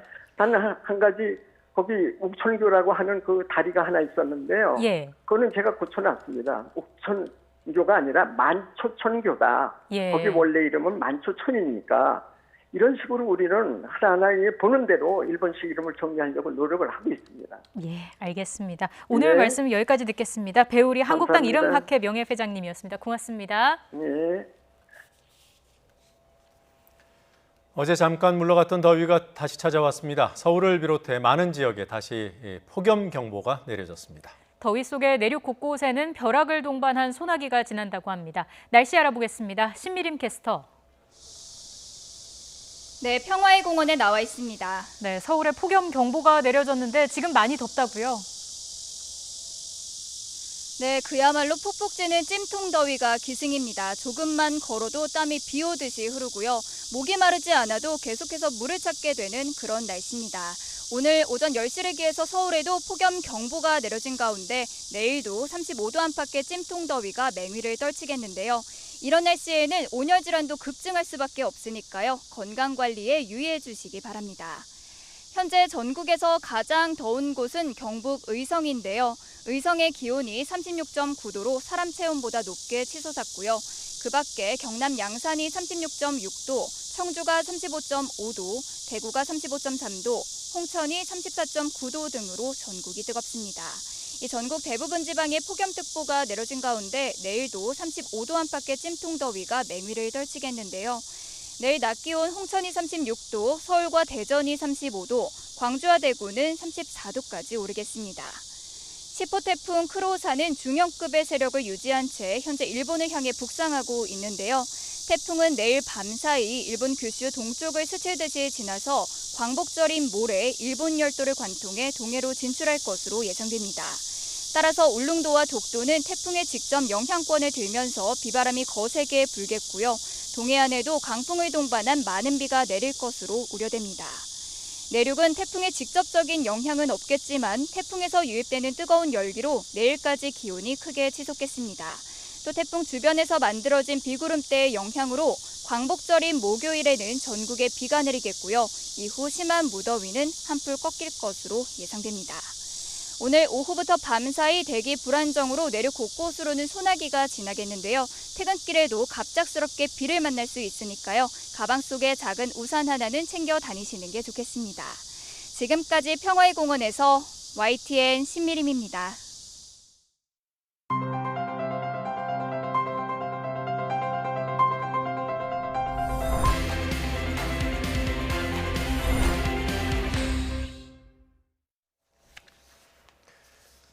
전 남편을 살해한 뒤 시신을 훼손한 혐의로 기소된 고유정이 어제 처음으로 법원에 출석했습니다. 우발적인 범행이라는 주장에 방청객들은 야유를 보내며 분노했습니다. 한 시민은 재판이 끝나고 호송차에 오르는 고유정의 머리채를 잡아채기까지 했습니다. 데스크의 사건 추적, 더 사건, 이종구 사회부 사건 데스크와 함께하겠습니다. 안녕하십니까? 네, 안녕하세요. 어서 오세요. 어제가 정식 재판으로는 어제가 처음이었어요? 그렇습니다. 네. 제주지법에서 오전 10시에 열렸고요. 범행 80일째였습니다. 네. 1시간 반 동안 진행이 됐는데요. 화면 보시면 알겠지만 이제 고유정이 수감번호 38번이 달린 연녹색 수의를 입고 법정에 나타났습니다. 네. 이 체포 이후 언론에 공개됐을 때처럼 머리카락을 길게 늘어뜨리고 고개를 숙였습니다. 그러니까 얼굴을 제대로 볼 수 없게 만들었죠. 이 고유정이 이제 호송차에서 내리는 모습인데요. 이 법원에 들어가서 방청객이 이제 눈에 띄자 방청객들은 살인마라고 외치기도 했습니다. 예, 고유정은 계속해서 우발적 범행이었다고 주장하고 있어요. 네, 그 고유정이나 변호인의 작전을 전략을 엿볼 수 있는 재판이 어제였다 이렇게 볼 수가 있는데요. 예. 범행 동기를 이제 전 남편 탓으로 돌렸습니다. 그런데 네. 잘 아시겠지만 전 남편은 숨졌기 때문에 사실상 전 남편의 진술을 확인을 할 수 없는 상황이죠. 그래서 네. 숨진 남편 탓으로 돌면서 자신의 범행을 계획적인 게 아니라 우발적이다라는 전략을 택한 것으로 분석이 됩니다. 예. 그래서 이제 주장을 정리를 해보면 범행 직전에 펜션 싱크대에 있었는데 갑자기 전 남편이 성폭행을 시도했다.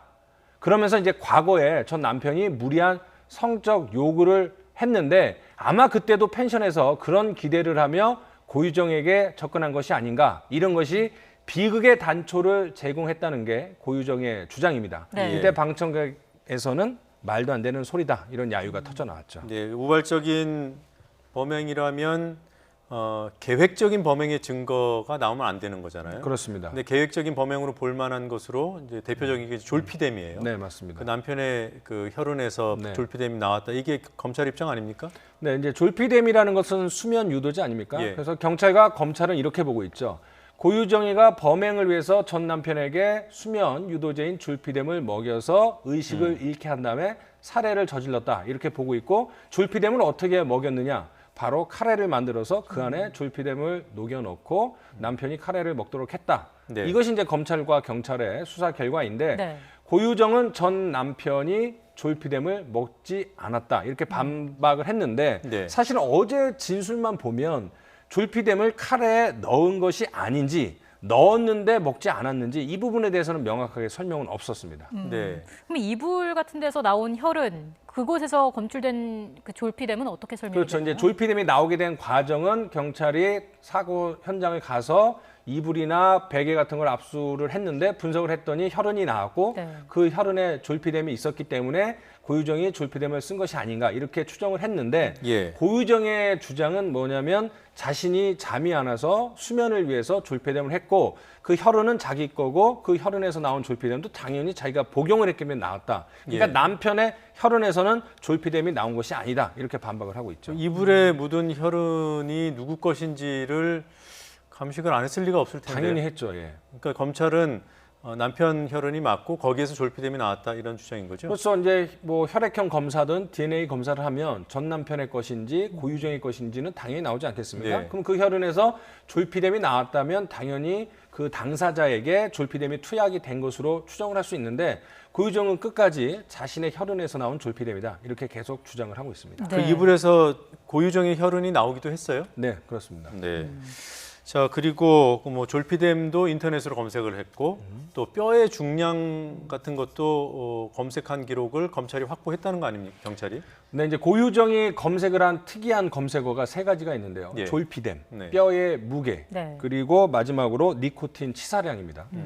졸피뎀 같은 경우에는 당시에 버닝썬 사태로 물뽕 이런 마약 관련 단어들이 많이 나와서 우연히 관련 기사를 보다가 검색을 한 것이 졸피뎀이다. 네. 이것이 졸피뎀에 대한 해명이고요. 네. 두 번째, 니코틴 치사량은 남편에게 전자담배를 사주기 위해서 니코틴 함유량이 어떤지 이런 걸 봤다라는 건데 사실은 상식적으로는 이해가 좀 안 되죠. 전자담배를 피기 위해서는 니코틴이 일반 담배와 어느 정도 차이 있는지를 보지 치사량을 보지는 않거든요. 네. 담배 피고 죽지는 않거든요. 치사량으로. 그런 문제가 있고요.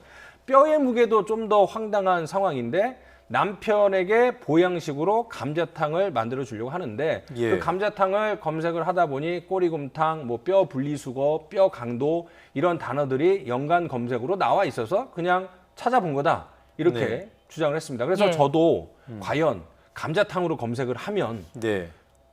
그런 뼈의 함량, 강도가 나오는지 봤더니 감자탕 뭐 여러분들도 검색을 하면 바로 돼지 등뼈가 나오고 돼지 등뼈 검색하면 돼지 등뼈 감자탕이 나오기 때문에 사실은 네. 감자탕을 만들거나 찾는데 뼈의 강도가 나오지는 않고 감자탕과 뼈의 강도는 상관이 없죠. 네. 그러니까 상식적인 수준에서는 이해가 안 되는 부분인데 어쨌든 고유정 측은 이렇게 3가지를 주장을 하고 있습니다. 네, 검찰의 반박을 좀 다시 한번 정리해 주시죠.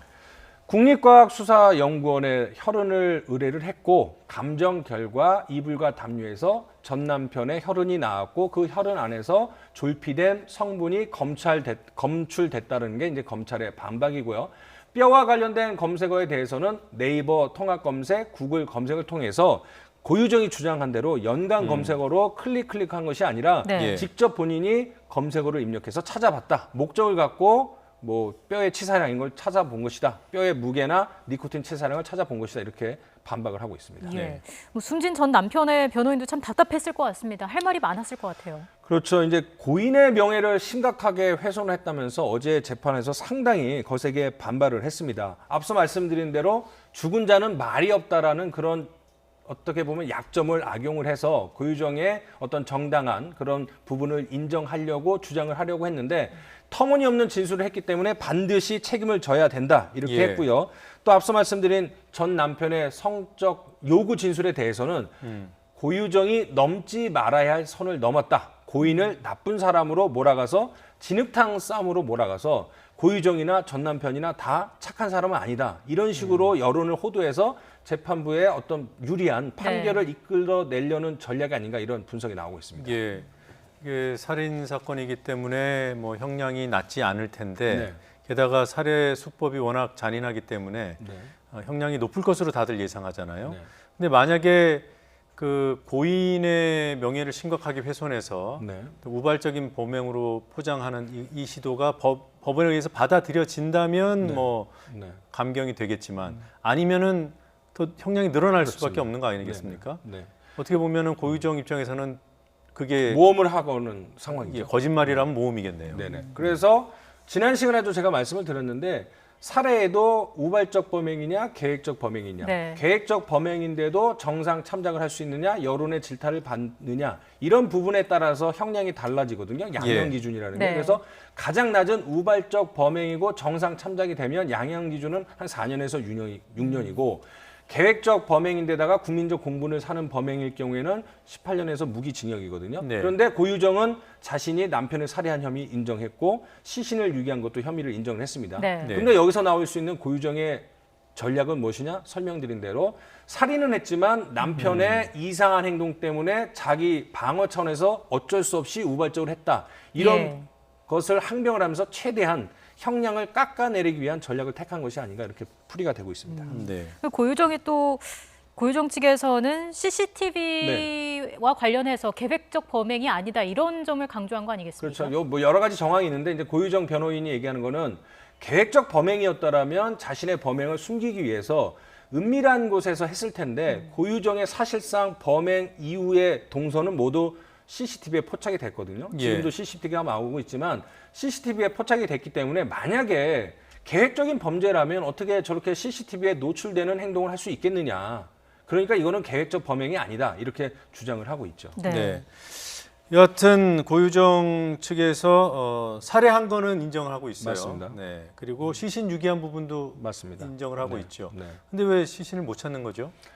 그것도 이제 중요한데 시신을 유기한 거를 인정을 하더라도 시신을 찾지 못하면 형량이 생각보다 높지는 않을 수가 있습니다. 그래서 고의적으로 이미 범행 전에 시신을 유기하는 방법을 찾은 것이 아닌가 이것이 이제 검찰 측의 추정인데요. 네. 말씀하신 대로 그 고유정은 최소 2곳에서 3곳에다가 남편의 시신을 유기를 했습니다. 제주도에서 배를 타고 배에서 유기를 했고요. 근데 그 CCTV에는 종이 봉투를 바닷속으로 던지는 장면만 나와 있지 실제로 시신이라고 추정할 수 있는 건 없거든요. 그 네. 부분이 있고요. 그다음에 청주나 김포 자택 시댁에서 유기한 것으로 추정은 되지만 네. 그것이 이제 소각장으로 쓰레기 소각장으로 갔거든요. 그러니까 바닷속에 던져진 시신이나 소각된 시신 유해를 찾아내기는 사실 어렵죠. 그래서 그러니까 본인이 인정을 했다 하더라도 유기한 시신을 찾지 못하면 형량에 있어서 약간의 감형 사유가 된다. 뭐 이런 얘기도 있습니다. 예. 지금 뭐 고유정의 변호사를 두고도 여러 얘기가 나오고 있지 않습니까?